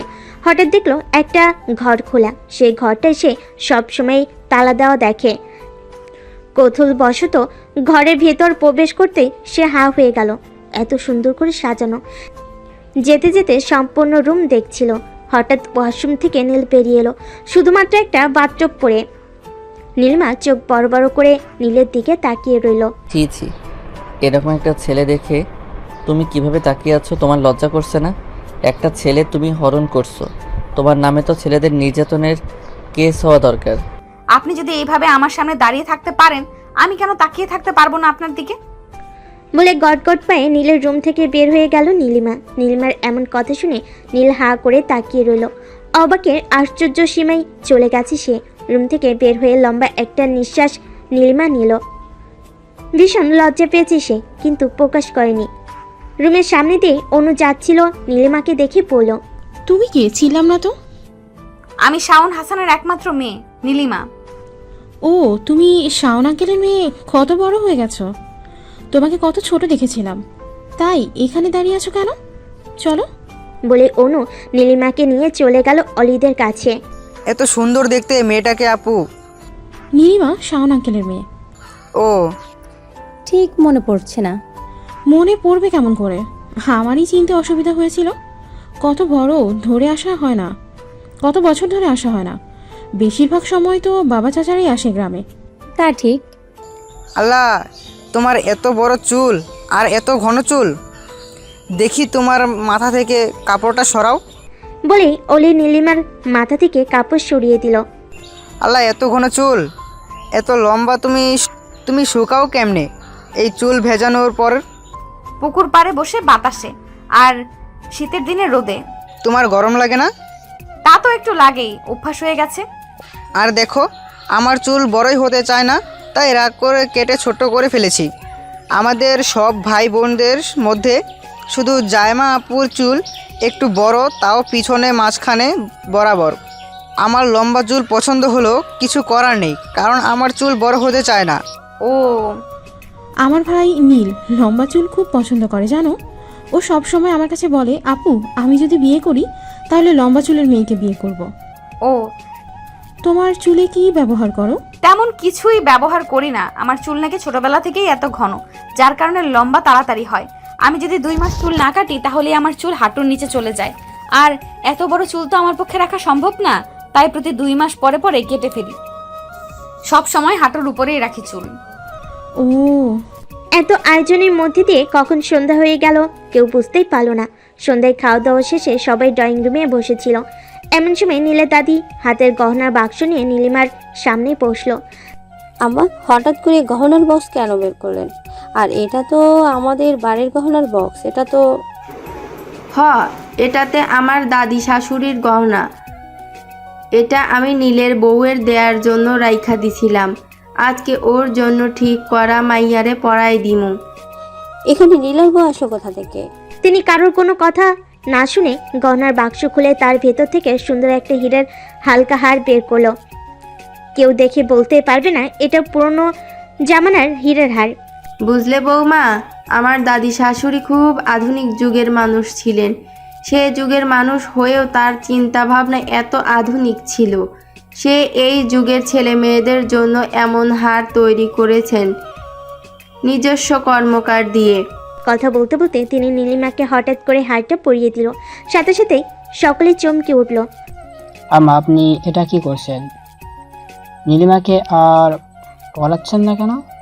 নীলিমাকে আমার নীল দাদু ভাইয়ের বউ করব। এটা আমি অনেক আগে থেকেই ভেবে রেখেছিলাম। আম্মা, আপনি এটা কেমন কথা বললেন? আমার নীলিমা তো অনেক ছোট, ও সংসারের কি বুঝবে? কেন, আমার নীল দাদু ভাই কি অযোগ্য কোনো পাত্র? না আম্মা, আমি সেটা বোঝাতে চাইনি আপনাকে, আপনি ভুল বুঝছেন। তাহলে এইটাই ফাইনাল। হঠাৎ করে কি হয়ে গেল নীলিমা কিছু বুঝে উঠতে পারছে না। মনে হচ্ছে সে যেন একটা ঘোরের মধ্যে আছে, তার কিছুই বোধগম্য হচ্ছে না। অলি, অনু। জি দাদি। নীলিমাকে তোমাদের রুমে নিয়ে যাও, ওদের সাথে আমার কথা আছে। জি। নীলিমাকে রুমে নিয়ে গেলেই নীলের দাদি বলে উঠল, কার কি প্রশ্ন আছে করে ফেলো। নীলিমাকে আর পড়াচ্ছেন কেন? আম্মা, আমি আপনার সিদ্ধান্তকে সম্মান করি, কিন্তু এভাবে কাউকে না জানিয়ে বিষয়টা আমার কাছে। তোমার কি আমি জানাইনি শাওন? জানিয়েছেন আম্মা। আমি সবসময় মনে করছি যে আপনি হয়তো এমনই বলছেন, কিন্তু হঠাৎ করে এমনটা হয়ে যাবে আমরা কেউ কল্পনাও করি নাই, তাও আজকে একটা দিনে। আমার সাউন্ড ঠিক বলেছে কিন্তু। শাওন, কি বলো বেয়াই? আমার মেয়েটার দিকে তাকিয়ে দেখেছেন মেয়েটা কতটা ভয় পেয়ে গেছে, ওর মাথায় কতটা চাপ পড়েছে। আমার কি বিয়ে হয় নাই? আমার তো বিয়ে হয়েছে এর থেকে ছোট থাকতে। বুঝি না বাপু এত কিসের কথা। এখনকার যুগে আবার এত চিন্তাধারা ভিন্ন মানুষের। শোনো, মেয়ে ছেলে দুজনেই বিয়ের বয়স হয়েছে। তাকে রাখতে দেখে কেউ আর কিছু বলল না। আম্মা, সব মেনে নিলাম, কিন্তু আমার মেয়েটা তো আমার কাছে থাকবে, অনুমতি দিন। না, আজকেই বিয়ে পড়ানো হবে। কালকে নাকি দাদুভাই চলে যাবে অফিসের কাজে। জি। তোমার কি কোনো অমত আছে এই বিয়েতে? না।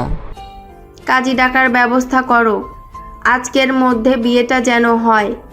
বিয়েটা হওয়ার পর নীলিমা দাদু ভাইয়ের সাথে চলে যাবে ঢাকায়। তারপর এক সময় বড় অনুষ্ঠান করা হবে। নীলিমাকে পড়াশোনা করানোর জন্য শহর তো যেতেই হবে। নিশা কিছু বলতে পারছিল না, সইতেও পারছে না। বিয়েটাই যে সে অমত, সে এমনটাও নয়, কিন্তু তার মেয়েটা ছোট, হঠাৎ করে সব কিছু হয়ে গেল। মেয়েটা মানতে পারবে তো, এইটা নিয়ে চিন্তায় আছে। তার কাঁধে হাত রাখলো নীলি সাখাওয়াত। কি ভাবছো? আপা, মেয়েটা তো আমার ছোট, সংসার সম্বন্ধে কোনো জ্ঞান হয়নি। আম্মার কারণে কিছু বলতেও পারছি না, সইতেও পারছি না। ছোট তো কি হয়েছে, আমরা সব শিখিয়ে পড়িয়ে নেব, চিন্তা করো না। বাড়িতে তো আরও দুটো মেয়ে আছে, ওদের মতো করেই রাখবো। আর আমার ছেলে যথেষ্ট ভালো, তোমরা জানো। ইনশাল্লাহ সব কিছু ভালো হবে। ছেলের বউ হিসেবে নীলিমাকে আমার খুব পছন্দ হয়েছে, কিন্তু বয়স অনেক ছোট, সেটা ব্যাপার না, আমরা সব শিখিয়ে নেব। হ্যাঁ নীলি ঠিকই বলেছে, চিন্তা করো না তো। আর ওকে এখনই কি আমরা সংসারের দায়িত্ব নিতে দেব? ও পড়াশোনা করবে, আমরা যতদিন আছি ততদিন সংসারের চিন্তা করতে হবে না ওকে। তোমাদের যখন মন চাইবে ওকে দেখে আসবে, আবার ওর যখন মন চাইবে তোমাদের কাছে আসারও চলে আসবে। আমরা কেউ তো আর বাধা দিচ্ছে না, ওকে স্বাধীন মতো চলাফেরা করবে। রাত 12টার পরে নীল আর নীলিমার বিয়ে পড়ানো হয়ে গেল। নীলিমা যেন একটা পুতুল, তাকে যা বলা হচ্ছে সে যেন রোবটের মতো তাই করছে। জাইমা দরজা বন্ধ করে কান্না করছে। এটা তো হরই ছিল, তাহলে কেন কষ্ট পাচ্ছে সে তো নীলকে ভালোবাসতো, কিন্তু ভালোবাসার কথা বলে নীলের সাথে তার ভাই বোনের সম্পর্ক নষ্ট হয়ে যেত। সম্পর্ক নষ্ট করতে চায়নি, একসময় তো বিয়ে করতেই হতো নীলকে। তাহলে আজ এত কষ্ট কেন হচ্ছে? একতরফা ভালোবাসাগুলো এত কষ্ট কেন দেয়? ফ্রেশ হয়ে নাও। জি, কিছু বললেন? বললাম ফ্রেশ হয়ে নাও, সারাদিনে অনেক ধকল গেছে। ফ্রেশ হয়ে একেবারে অজু করে এসো। অজু করে কেন আসবো? অজু মানুষ কেন করে সেটা কি তুমি ভুলে গেছো? না। তাহলে যাও, ফ্রেশ হয়ে এসো। নীলিমা চুপচাপ ফ্রেশ হতে চলে গেল ওয়াশরুমে। অন্যদিকে নীলিমার এমন বোকা বোকা কথা শুনে নীল হাসতে হাসতে শেষ। মেয়েটা এখনো ঘোরের মধ্যে আছে, কিছুই বুঝতে পারছে না, তাই তো এমন প্রশ্ন করছে। আসলে হঠাৎ করে এমন হবে যে কেউ পরিস্থিতি মেনে নিতে পারবে না। আসলে হঠাৎ করে এমন হলে যে কেউই পরিস্থিতি মেনে নিতে পারবে না, এটাই স্বাভাবিক। নীলা চলে গেল অন্য ওয়াশরুমে ফ্রেশ হওয়ার জন্য। নীলিমার একেবারে গোসল করে বের হলো, দেখলো রুমে কেউ নেই, চুপচাপ খাটের উপর বসে রইল। একটু পরে নীল আসলেই দুজনে একসাথে নামাজ পড়ে নিল। আল্লাহ তাআলার কাছে তাদের বিবাহিত জীবন যেন সুখী হয় সেই দোয়াই কইল। নামাজ পড়ে উঠতে নীল খেয়াল করলো নীলিমার পিঠ ভিজে উঠেছে। ঘোমটাটা সরিয়ে দিতেই দেখলো নীলিমার দীঘল কালো কেশ যুগল। তোমার এত বড় বড় চুল, আমি এখনো পর্যন্ত কোনো মেয়ের এত বড় বড় চুল দেখিনি। হ্যাঁ, তুমি আর এখন থেকে কখনো চুল কাটবে না, আর তোমার চুলের দায়িত্ব সব আমার। আমি তোমার চুল দেখে রাখবো, তোমার চুলের যত্ন নেব। দেখি এইদিকে এসো, চুলগুলো ভিজে আছে, তোমার ঠান্ডা লাগবে। বলেই নীল নীলিমার চুলগুলো তোয়ালে দিয়ে সুন্দর করে মুছে দিল, তারপরে হেয়ার ড্রায়ার দিয়ে শুকিয়ে দিল। নীলিমার চুল থেকে সুন্দর একটি স্মেল আসছে। এই স্মেল যেন নীলকে পাগল করে দিচ্ছে। ধীরে ধীরে নীলিমার চুলের মধ্যে মুখ গুজে দিল নীল, তারপরে ছোট্ট করে চুমু খেলো কয়েকটা। চুলের ঘনত্বের কারণে নীলিমা বুঝতে পারলো না, তবে এতটুকুন বুঝতে পারলো নীল তার খুব কাছে। আমার খুবই ক্লান্ত লাগছে। নীলিমার কথায় নীলের ঘোর ভাঙলো। নীলিমাকে ছেড়ে দূরে চলে গেল। বিছানায় গিয়ে ঘুমিয়ে পড়ো। নীলিমার কোনো কথা না বাড়িয়ে চুপচাপ বিছানার এক কোণে গিয়ে ঘুমিয়ে পড়লো। কিছুক্ষণের মধ্যেই বারান্দা থেকে এসে দেখে নীলিমা গুটিসুটি মেরে ঘুমিয়ে আছে। এসির পাওয়ারটি একটু কমিয়ে দিয়ে নীলিমার শরীরে কাঁথাটা সুন্দর করে টেনে দিল। নীলিমার ওপর পাশে সে নিজেও শুয়ে পড়ল। চারিদিকে ফুরফুরে বাতাস, আকাশে হালকা মেঘ কিছুক্ষণ পরপর সূর্যকে আড়াল করছে। সকালটা কেমন যেন গোমট, মেঘাচ্ছন্ন রোদে উজ্জ্বল আকাশ, চারিদিকে পাখি কিচিমিচির শব্দ। জানালার কাছে একটা দোয়েল পাখি ঠোকরাচ্ছে, সেই শব্দে ঘুম ভেঙে গেল নীলিমার। পিটপিট করে চোখ খুলতেই নিজেকে একটা অচেনা রুমে আবিষ্কার করলো। পাশে তাকাতে দেখতে পেল কি যেন শুয়ে আছে। তড়িঘড়ি করে শোয়া থেকে উঠে বসে পড়ল। কিছুক্ষণ জিম মেরে বসে থেকেই মনে পড়ল, আরে তার তো গতকাল বিয়ে হয়ে গেছে, সেটা কারোর কাছে স্বপ্নের মতো। অন্যদিকে নীলিমার তাড়াতাড়ি ওঠার কারণে নীলের ঘুম ভেঙে গেল। ঘড়ির কাঁটায় 9টা বেজে 30 মিনিট। নীল ঝট করে উঠে বলল, আল্লাহ, এত দেরি হয়ে গেল। আজকে আমার মর্নিং ওয়াকটা মিস হয়ে গেল। তুমি কখন উঠলে? এই তো মাত্রই। ফ্রেশ হয়ে নাও। দুজনে তাড়াতাড়ি ফ্রেশ হয়ে নিচে নামলো। বাহ বাহ, অবশেষে তাহলে আপনাদের ঘুম ভাঙলো। ভাবলাম আজকে আর আপনাদের মুখ দেখতে পাবো না দুপুরের আগে। জয়ের টিটকারিমূলক কথা শুনে সকলে মিটমিট করে হেসে উঠল। নীল চোখ গরম করে তাকালো। নীলমার কথাই কোনো মানে বুঝতে পারল না। মা, হ্যাঁ বল। বাড়িতে যাব না? এটা বললে কি হয়? এখন তো এইটাই তোমার বাড়ি, এখন থেকে এখানেই থাকতে হবে। আর আজকে তুমি ঢাকায় চলে যাবে। ঢাকায় চলে যাব মানে? ওইখানে তোমার বর থাকবো, শ্বশুর বাড়ির সবাই তোমাকে, তাই তোমাকে এখান থাকতে হবে। আর পড়াশোনার জন্য তো তোর ঢাকায় যাইতে হবে। প্রশ্নবোধক চোখে নীলিমা তার বাবা মায়ের দিকে তাকালো। শাওন চোখে ইশারায় হ্যাঁ বোধক বোঝালো। সকলে খাওয়া দাওয়া শেষে নীলিমাকে নিয়ে নীল, জয়, অনু, অলি সবাই নীলিমাদের পাশে গেল নীলিমার প্রয়োজনীয় জিনিস আনতে। আশেপাশে মোটামুটি জানজানি হয়ে গেছে যে নীলিমার সাথে নীলের বিয়ে হয়েছে। সবে এসেছে তাদের বাড়িতে। সাইমা খবর শুনে দৌড়ে নীলিমাদের বাড়ির সামনে এসে দাঁড়ালো। দেখলো মানুষের প্রচণ্ড ভিড়। একেবারে বাড়ির ভিতর প্রবেশ করতেই দেখলো বাড়ির ভিতর কিছু অপরিচিত মানুষ। শুধু জয়কে চিনতে পারলো। জয় সাইমাকে দেখে বলল, আরে ঝগড়ুটে যেখানে। সাইমা কিছু না বলে সরাসরি নীলিমার রুমে গেল। দেখলো নীলিমা জামা কাপড় গোছাচ্ছে। আমাকে না জানি বিয়ে করে নিলে, এখন আমাকে রেখেই চলে যাচ্ছিস। তুই এসেছিস আমার সাথে রাগ করছিস? বিশ্বাস কর, আমি এসবের কিছুই জানতাম না। তুই আমাকে কথা দিয়েছিলি পরীক্ষা শেষে কোথাও যাব না তুই আমাকে রেখে চলে যাচ্ছিস। আমি একা একা কেমন করে থাকবো? তুই তো ঢাকায় ভর্তি হবি, দুজনে একসাথে একই কলেজে ভর্তি হব। তোর মতো এত ভালো ছাত্রী আমি নাকি? কে বলেছে তুই ভালো ছাত্রী না? দেখিস আমরা কি কলেজে ভর্তি হব। সাইমা হঠাৎ করে নীলিমাকে শক্ত করে জড়িয়ে ধরল। নীলিমা ডুকরে কেঁদে উঠল। সাইমা ফুপিয়ে ফুপিয়ে কাঁদতে শুরু করলো। কান্নার শব্দ পেয়ে সকলে রুমে এসে দেখলো তাদের এই কাহিনী। সকলের চোখ চলচল করে উঠল। অনেকক্ষণ পরে দুজন দুজনকে ছেড়ে কিছুটা স্বাভাবিক হলো। দুজনকে একসাথে সময় কাটানোর জন্য সবাই রুম থেকে বের হয়ে গেল। দুজনে গল্প করতে করতে কাপড় গোছাচ্ছে। কখন যে সময় পার হয়ে গেল কেউই বুঝতে পারলো না। হ্যাঁ, গাড়ি চলে এসেছে, এখন যেতে হবে। যাওয়ার কথা শুনতে নীলিমার বুকে ধক করে উঠল। সাইমা নীলিমাকে গাড়িতে উঠিয়ে দিল। গাড়ি যত দূর যায় নীলিমা জানালার বাহিরে দিয়ে তাকিয়ে রইল। সাইমাও চলে গেল তাদের বাড়ির উদ্দেশ্যে। এক বন্ধুত্বর বিচ্ছেদ ঘটল। যদিও বন্ধুত্বের বিচ্ছেদটা সাময়িক সময়ের জন্য, তবুও কষ্টটা হাজার গুণ বেশি। নীলিমা জানালার পাশে মাথা ঠেকিয়ে কাঁদতে লাগলো। নীলের কষ্ট হলেও কিছু করার নেই, এটাই প্রকৃতির নিয়ম। নীলিমাকে টেনে তার বুকের মধ্যে চাপটে ধরল। জাইমা সেটা দেখে অন্যদিকে মুখ ঘুরিয়ে তাকালো। নীলিমার বাবা, আজকে বাড়িটা দেখো কেমন ফাঁকা ফাঁকা লাগছে।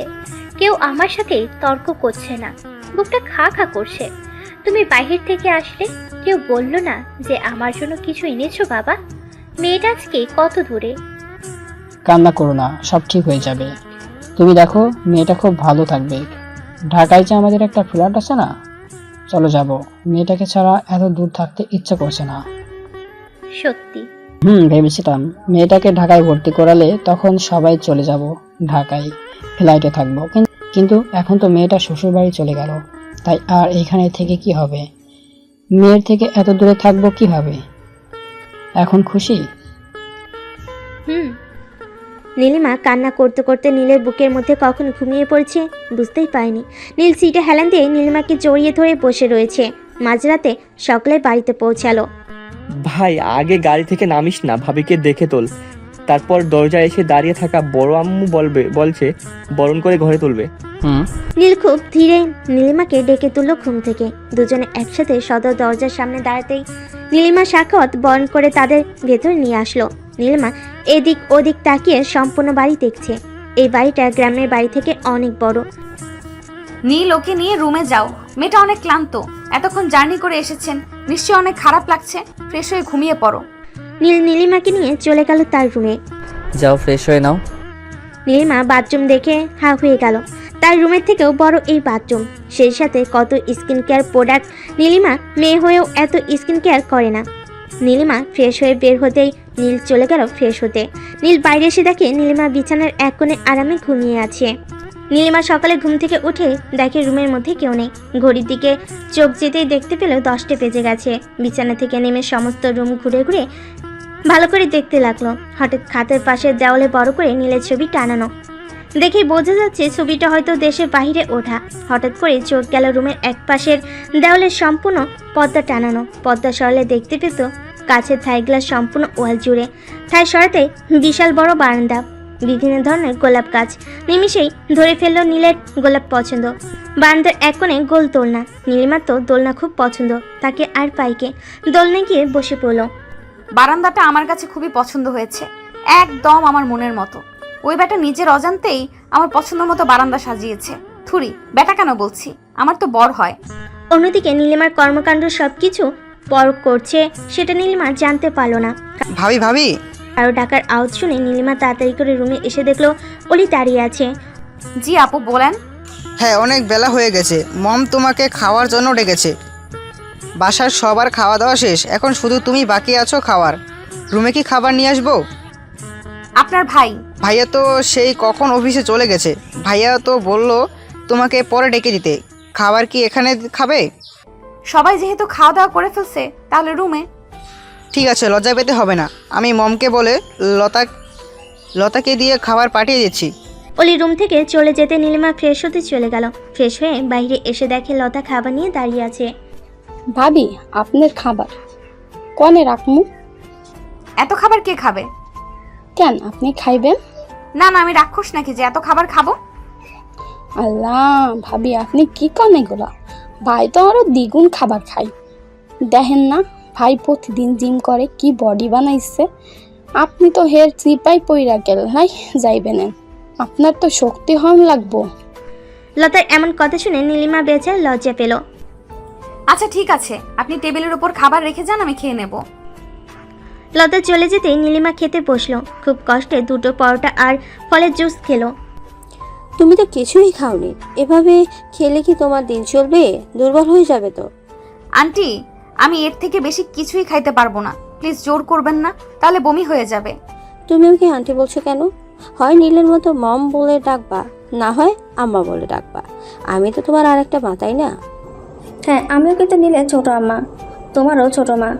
মম, আম্মা, মা যা ডাকতে মন চাই তুমি ডেকো। জি। অলি, বলো মম। মেয়েটা সেই সকাল থেকে একা একা, যাও ওকে সম্পূর্ণ বাড়ি ঘুরে দেখাও। দুজনে মিলে সম্পূর্ণ বাড়ি ঘুরে ঘুরে দেখলো। এইবারে ছাদ একটু বেশি পছন্দ হয়েছে নীলিমার। ছাদে নানা রকম দেশি বিদেশি ফুল গাছ, সুইমিং পুল, দোলনা আছে, বিভিন্ন ধরনের ফল গাছ। তার দুজনে ড্রাগন ফল গাছ থেকে ফল ছিঁড়ে খেয়েছে।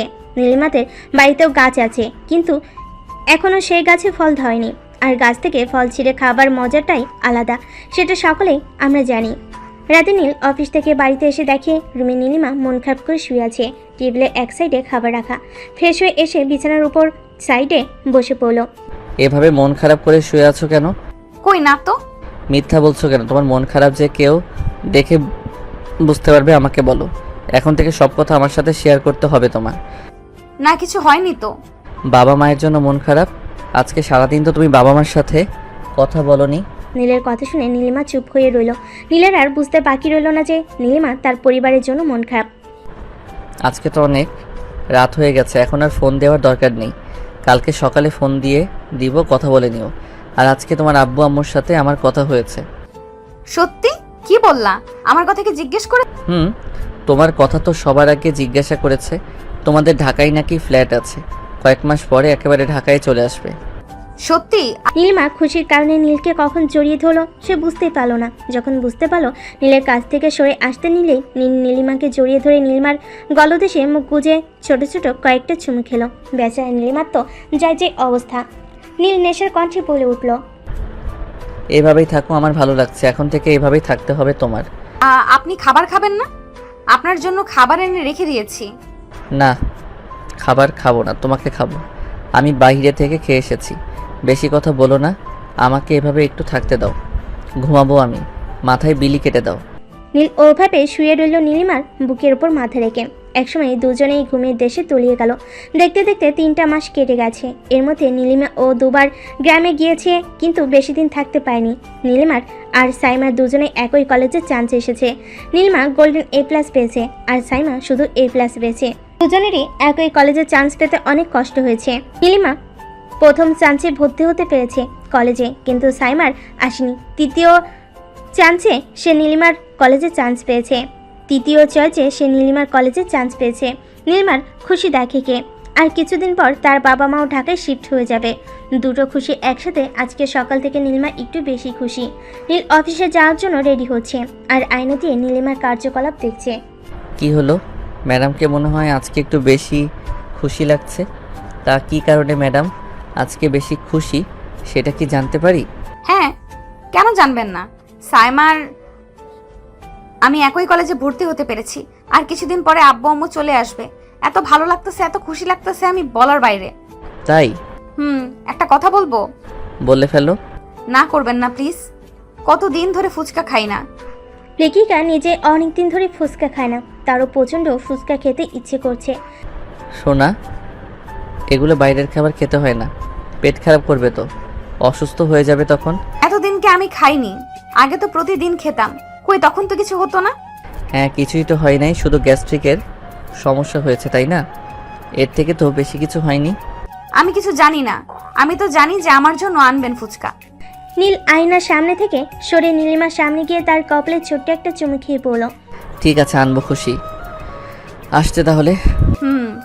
এই কয়েক মাসে নীল আর নীলিমার সম্পর্ক অনেকটাই স্বাভাবিক হয়েছে, তবে এখনো তাদের মাঝে স্বামী স্ত্রীর সম্পর্ক গড়ে ওঠেনি। স্যার, একটা কথা জিজ্ঞাসা করব? করো। আসলে আপনি কি ম্যাডাম কি আগে থেকে চিনতেন, বা আপনি কি ম্যাডামকে আগে থেকেই ভালোবাসেন? তোমার ম্যাডামকে আজ থেকে 10 বছর আগে থেকে চিনি আমি। আর কোনো প্রশ্ন? তাহলে আপনি যে আগে ফোনের দিকে তাকিয়ে থেকে হাসতেন, এখন তো হাসতে দেখি না। আপনি কি ম্যাডামের সাথে রিলেশন করতেন? তোমার ম্যাডামকে দেখে কি বিয়ের দিন সেটা মনে হয়েছে? যে তোমার ম্যাডামের সাথে আমার রিলেশন ছিল? না, তাহলে কি অন্য কেউ? অন্য কেউ না, তোমার ম্যাডামই ছিল। আপনি বলছেন অন্য কেউ না, আবার বলছেন ম্যাডামই ছিল। ব্যাপারটা কেমন যেন হয়ে গেল না? তোমার ম্যাডামকে আমি আগে থেকে চিনতাম। তোমার ম্যাডাম আমাকে আগে থেকে চিনতো না। অনেক ছোটবেলায় আমাকে দেখেছে, তাই তারা আমার কথা তেমন একটা মনে নেই। এখন বুঝতে পারছো বিষয়টা? জি স্যার। শোনো, ড্রাইভার কাকা অসুস্থ, ভার্সিটি থেকে অলি আর জাইমাকে নিয়ে বাড়িতে দিয়ে আসবে। জি স্যার। নীলের কথা মতো হাসান গাড়ি নিয়ে ভার্সিটির সামনে দাঁড়িয়ে আছে। ভার্সিটি থেকে সবাই বের হচ্ছে, কিন্তু এখনো অনু আর জাইমা বের হওয়ার কোনো নাম নেই।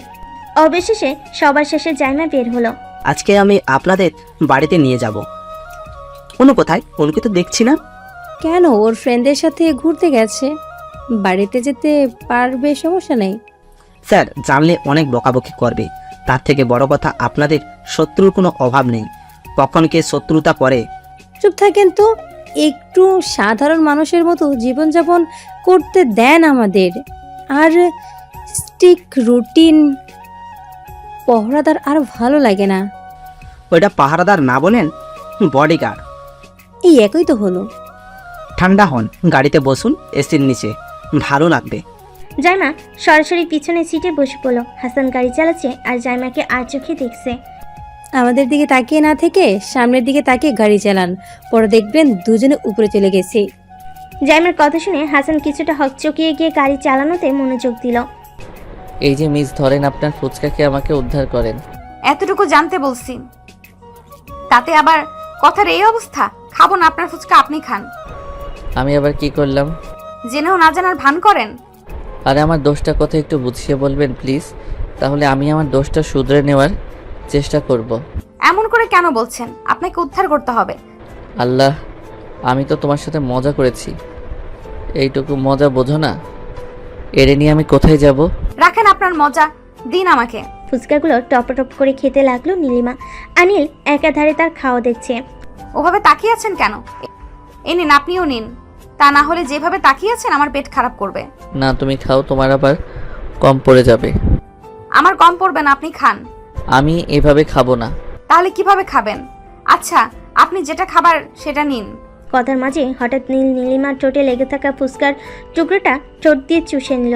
কিছুক্ষণ পরে ছেড়ে দিতে নীলিমা জোরে একটা দম নিল।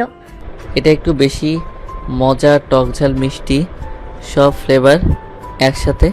অন্যদিকে বেচারি নীলিমা তো লজ্জায় শেষ। নীলার লজ্জা না দিয়ে জামা কাপড় চেঞ্জ করতে চলে গেল। কেটে গেছে আরও 4টে মাস। নীলিমার নিয়মিত ক্লাস শুরু হয়ে গেছে। সাইমা হোস্টেলে থেকে নিয়মিত ক্লাস করছে, একই সাথে দুজনে। কি তৈরি হয়েছে? এই তো হয়ে গেছে। তাড়াতাড়ি করে, কলেজে যেতে তো দেরি হয়ে যাবে। আমার অফিসের লেট হয়ে যাচ্ছে। অফিসে দেরি হলে তো আর দোষ নেই, আপনার অফিস, আপনাকে তো আর কেউ কিছু বলবে না। ম্যাডাম, অফিসটা আমার হলো, ডিসিপ্লিনটা কিন্তু আমি ঠিক করেছি। তাই আমি যদি ঠিক টাইমে না যাই তাহলে অফিসের স্টাফরা কি শিখবে? হয়ে গেছে, চলুন। নীলিমাকে কলেজে ড্রপ করে চলে গেল। কি রে, আজকে আসতে এত লেট হলো কেন? তাড়াতাড়ি চল, ক্লাস শুরু হয়ে গেছে মনে হয়। পরে দেখবি স্যার আর ক্লাসে ঢুকতে দিবে না। দূরে ক্লাসরুমে উপস্থিত হলো দুজনে। স্যার ক্লাসরুমে আসার আগে তারা দুজন গিয়ে সিটে বসে পড়লো। টানা 3 ঘন্টায় ক্লাস শেষ করে ক্যান্টিনে গিয়ে বসলো। কি খাবি? বার্গার আর একটু একটা ফ্রুটিকা। ঠিক আছে, তাহলে দুজনের জন্য এটাই অর্ডার দে। কিছু সময়ের মধ্যে তাদের দুজনের খাবার এনে টেবিলে দিয়ে গেল। সাইমা খেতে খেতে বলল, আমি তাহলে খালামণি কবে হচ্ছি? সাইমার কথা শুনে বেচারি নীলিমার খাবার নাকি মুখে ওঠার জোগাড়। কি বলছিস? আমাদের মধ্যে তেমন কিছুই নেই। আরে তেমন কিছু নেই মানে? বাই নিজাস ভাইয়ার মধ্যে সমস্যা আছে তো, নাকি তোর মধ্যে সমস্যা আছে? তেমন কিছুই না, সে আমাকে সময় দিচ্ছে। 8 মাস হতে চলো তোদের বিয়ের, এখনো যদি কিছুই না হয় তাহলে কেমন শোনায় কথাটা? সবচেয়ে বড় কথা, মানলাম ভাইয়া তোকে সময় দিচ্ছে, তাই বলি তুই এত সময় নিবি? শোন, সময় থাকতে ভাইয়াকে হাতের মুঠোয় নে, তা না হলে দেখবি অন্য কোথাও গিয়ে বাসা বাঁধবে। আমি একটা মেয়ে হয়ে আমার লজ্জা লাগে। তোকে কিছুই করতে হবে না, যা কর ভাইয়া করবে। আমি শুধু যা যা বলবো তুই শুধু তাই তাই করবি, মনে থাকবে? চল, ক্লাসের সময় হয়ে গেছে। আজকে বাড়িতে আসার পর থেকেই শুধু নীলিমার মাথার ভেতর সাইমার কথাগুলো ঘুরপাক খাচ্ছে। হঠাৎ। ভাবি আসবো? আসেন ভাইয়া, কিছু বলবেন? আসলে ভাবি, বলে ফেলুন, সমস্যা নেই। বলছি যে আপনার ঝগড়াটে বান্ধবীর ফোন নাম্বার আর আইডিটা দিবেন? নীলিমা মুচকি হেসে দিয়ে দিল। থ্যাঙ্কস ভাবি। পটানো কিনতে চাই ভাইয়া, আমি কিন্তু আমার বান্ধবীকে যা হিসেবে দেখতে চাই। ইনশাল্লাহ। মুচকি হেসে চলে গেল। জানিস, কালকে তোর দেবর আমাকে কল দিয়েছিল, আবার আমার ফেসবুক আইডিতে নক দিয়েছে। আমি বুঝতে পারছি না সব কিছু পেলো কোথায়। হয়তো কারোর কাছ থেকে নিয়ে এসেছে। শুন, আমি একটা জিনিস অর্ডার দিয়েছি, আজকে ওইটা তোর বাড়িতে দিয়ে যাবে। আজকে টিফিন টাইমের পরে আমরা ক্লাস করব না। তোর মাথা ঠিক আছে? নীল শুনলে আমার অবস্থা খারাপ করে ফেলবে। ভাই জানবে কেমন করে? সে তো থাকবে অফিসে, ছুটি হওয়ার আগে আমরা এসে পড়বো কলেজের সামনে। দুপুর টিফিন টাইমে তারা দুজনে নীলিমাদের ফ্ল্যাটে চলে আসলো। আজকে আসবি তোরা বললি না, তাহলে কিছু রান্না করতাম। আম্মু বেশিক্ষণ থাকবো না, একটু পরেই চলে যাব। এটা কেমন করে হয়? জামাইকে ফোন দে। না না, 2 দিন পরে আমি আসবো তোমাদের জামাইকে নিয়ে। তোমার জামাই এখন মিটিং আছে, ফোন দিও না, ডিস্টার্ব হবে। ঠিক আছে, দেখ তো তোর কিসের যেন পার্সেল এসেছে। টেবিলে খাবার বাড়ছি, দুজনে খাবার খেয়ে তারপরে যাবে। ঠিক আছে। মা দ্রুত ঘরে গিয়ে পার্সেলটা খুলে ফেলো। শোন, ব্যাগটা নিয়ে যা, পরে খুলে দেখিস। আপাতত এটা তোর ব্যাগের ভেতর ঢুকিয়ে নে। দুজনেই খাওয়া দাওয়া করে বেরিয়ে পড়লো কলেজের উদ্দেশ্যে। গেটের সামনে দাঁড়াতে দেখলো কলেজ ছুটি হওয়ার এখনো 5 মিনিট বাকি আছে। ওর একটা আড়ালে গিয়ে দাঁড়ালো, কেউ আসলে দেখতে না পারে। কিছুক্ষণ পরে কলেজ ছুটি হওয়ার সাথে সাথেই তার মিশে কেন ছাত্রছাত্রীদের সাথে। ওই দেখ ভাই এসেছে, আর আমি যা যা বললাম তাই তাই করবি, মনে যেন থাকে। আমি পারবো না। থাপ্পড় চিনিস? থাপ্পড় পরে যখন জামাই নিজের কাছে থাকবে না তখন কপাল চাপড়াস, সবকিছু যেন মনে থাকে। দুজনেই কথা বলতে বলতে গাড়ির সামনে এসে দাঁড়ালো। আরে শালিকা, চলো আজকে আমাদের বাড়িতে। না ভাইয়া, আজকে আর যাবো না, অন্য কোনো দিন যাব। আপনারা যান, আমি আসি। তুমিও গাড়িতে ওঠো, তোমাকেও নামিয়ে দিবনি হোস্টেলের সামনে। সাইমাকে হোস্টেলের সামনে নামিয়ে দিয়ে নীল নীলিমাকে বাড়িতে রেখে আবার অফিসে চলে গেল। রাত প্রায় 12টা, নীল এখনো আসছে না। অন্যদিকে বেচারা নীলিমা বসে থাকতে থাকতে হয়রান হয়ে গেছে। কিছু সময় পর গাড়ির আওয়াজ হতেই লাইট নিভিয়ে দিল। অন্যদিকে নীল আজকে একটু বেশি ক্লান্ত, সেই সাথে আজকে কাজের চাপ বেশি ছিল। ক্লান্ত শরীর নিয়ে রুমের দরজা ওপেন করতেই শরীরের ভিতর একটা ঝাঁকুনি দিয়ে উঠল। অন্ধকার রুমে ছোট ছোট মোমবাতি জ্বালানো, সেই সাথে সম্পূর্ণ রুমে গোলাপ ফুলে ঘ্রাণ ভেসে আসছে তার নাসারন্ধে।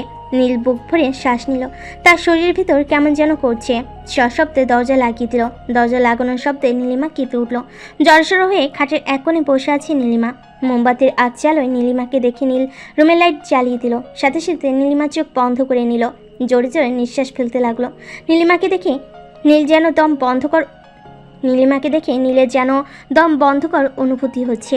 নীলিমার পরনে হাঁটু সমান একটা নাইটি, হাঁটু সমান চুলগুলো ছেড়ে দেওয়া। নীল মোহিত হয়ে ধীর পায়ে নীলিমার কাছে গিয়ে বসলো। তারপর একটানে নীলিমাকে নিজের বুকের উপর এনে ফেলো, কানের কাছে লো ভয়েসে বলল, এরকম করার কি দরকার ছিল? নিজেকে তো খুব কষ্টে কন্ট্রোল করে রেখেছিলাম, এখন নিষিদ্ধ কিছু হয়ে গেলে আমার কোনো দোষ নেই, তবে আই ক্যান্ট কন্ট্রোল। আমি কি আপনাকে কন্ট্রোল করতে বলেছি? কি বললো? যা শুনেছেন। নীলকে আর পাইকে ভালোবাসার মানুষটা যদি নিজ থেকে ধরা দেয় তাহলে কি নিজেকে কন্ট্রোল করা যায়? কখনোই না। নীলিমাকে এক ধাক্কায় বিছানায় শুয়ে দিল। নীলের পরনে থাকা কোটটা ছুঁড়ে ফেলো ফ্লোরে। নীলিমার ঠোঁটে মুখে ছোট ছোট চুমুতে ভরিয়ে দিল নীল। সেই সাথে শুরু হলো তার হাতের অবাধ্য বিচরণ। একসময় হাত গিয়ে ঠেকলো নীলিমার বুকের উপর। নীলিমার জান আস্তে আস্তে কোন জগতে হারিয়ে যাচ্ছে। আমি মরে যাব নীল। এই একটা কথাই যেন নীলকে আরো উত্তেজিত করার জন্য যথেষ্ট ছিল। মেরে ফেলবে তো? ভালোবাসা দিয়ে মেরে ফেলবো। একসময় তাদের মধ্যে থেকে সমস্ত আবরণ সরে গেল, দুটি দেহ মিশে গেল একে অপরের সাথে। রাত যত গভীর হলো ভালোবাসার উন্মাদনা ততই বাড়তে লাগলো। আর এই উন্মাদ ভালোবাসা সামলাতে ব্যস্ত নীলিমা।